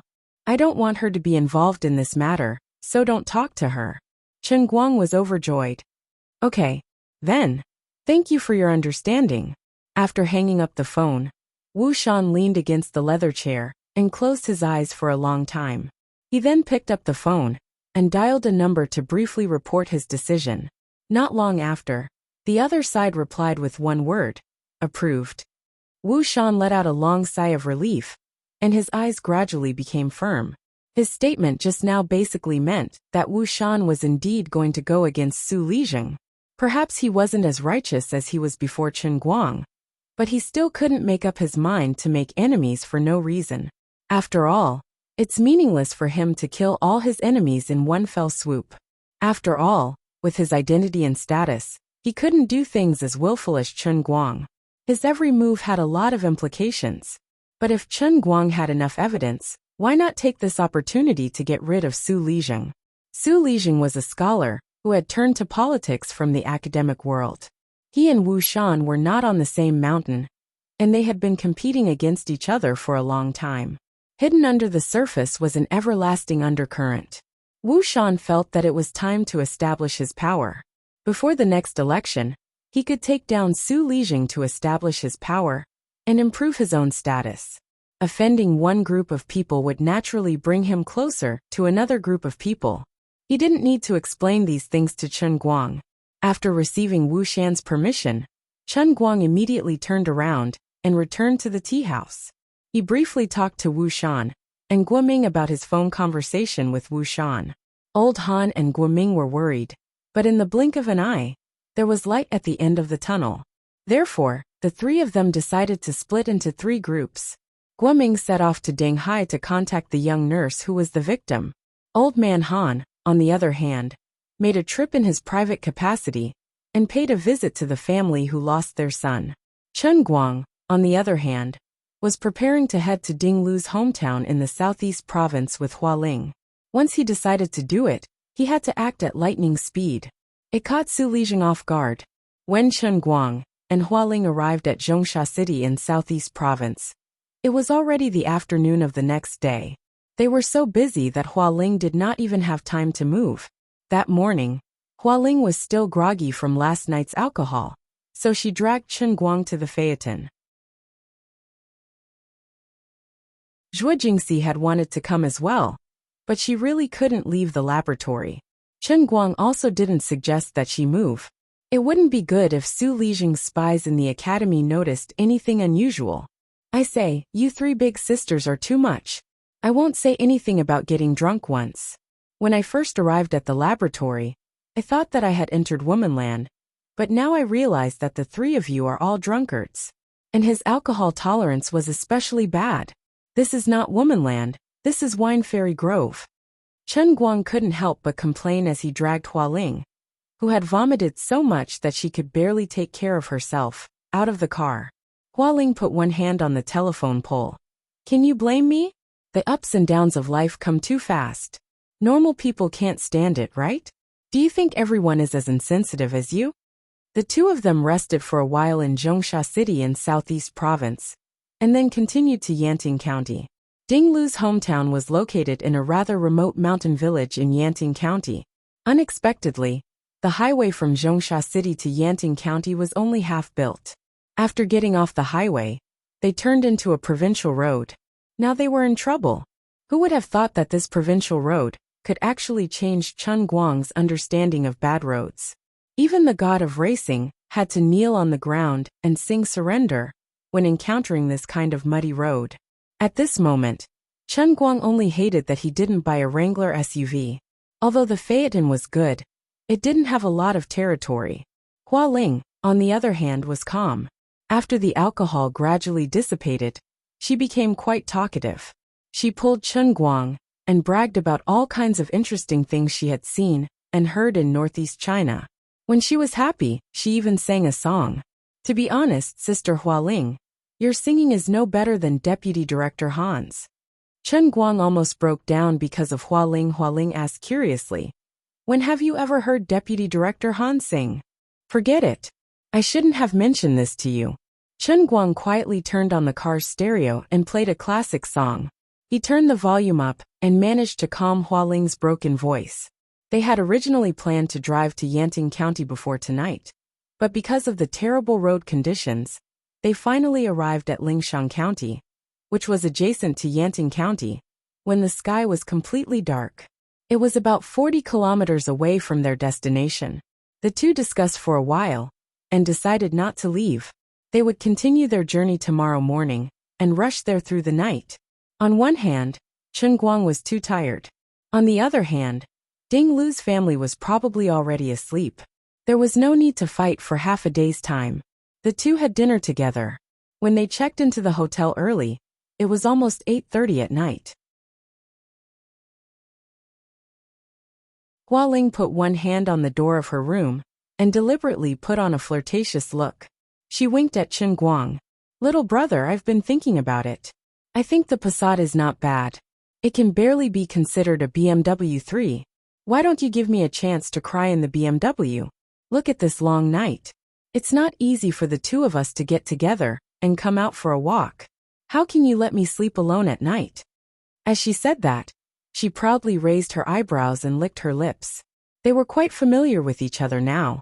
Chen Guang was already quite familiar with her straightforward personality. He turned to look at her. "I calculated with my fingers and found out that Sister Hualing's shoulders are wider than mine. Little Ko, I like the cute type. I really can't fall in love with you with thick eyebrows and big eyes. Bah. Tell me honestly, are you interested in Teacher Zhua?" Hualing saw that her flirting didn't work and revealed her foxtail. It turned out that Zhong Yuehua and Hualing had long felt that Chen Guang and Zhuo Jingxi were secretly flirting with each other. They thought that the two of them had an unusual teacher-student relationship. A woman's gossipy nature had awakened. Hualing couldn't help but want to test the waters while they were going out together. Chen Guang was shocked. "How did you know?" "Damn. It's true." Hualing was also shocked. "Damn, I've been tricked. I'm too lazy to talk to you. I'm going out for a walk. There's nothing going on between me and Teacher Zhua." Chen Guang turned and ran away. He couldn't stand the thick eyebrows, big eyes, and big waist of his senior sister's eyes that were burning with the spirit of gossip. "Hey, where are you going?" Hualing said anxiously at the door. Chen Guang waved his hand. "I remember an acquaintance from Lingshan County. It's rare for me to come here, so I'm going to meet her." He really wasn't looking for an excuse. Fan Lingshan's family lived in Lingshan County. After confirming that he couldn't reach Yanting County tonight, he made up his mind to visit that family while he was here. Ever since the kidney transplant surgery, he hadn't contacted Fan Lingshan's family for more than a month. He didn't know how the aunt who donated the kidney was doing. He couldn't say that he didn't know how to be grateful after giving money to others.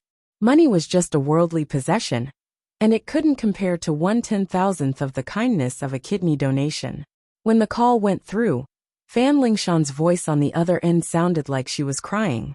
The fruit supplement bag that Chen Guang was holding fell to the ground with a thud. That aunt had just passed away. You're tuning in to the Li Mei's Wuxia Whispers YouTube channel. We're so grateful for your support, and don't forget to subscribe to join us on this incredible journey through captivating stories. Your generosity through donations truly makes a world of difference, as it's the primary source of revenue that allows me to expand and enhance this channel for you. Thank you from the bottom of my heart for being a part of this adventure.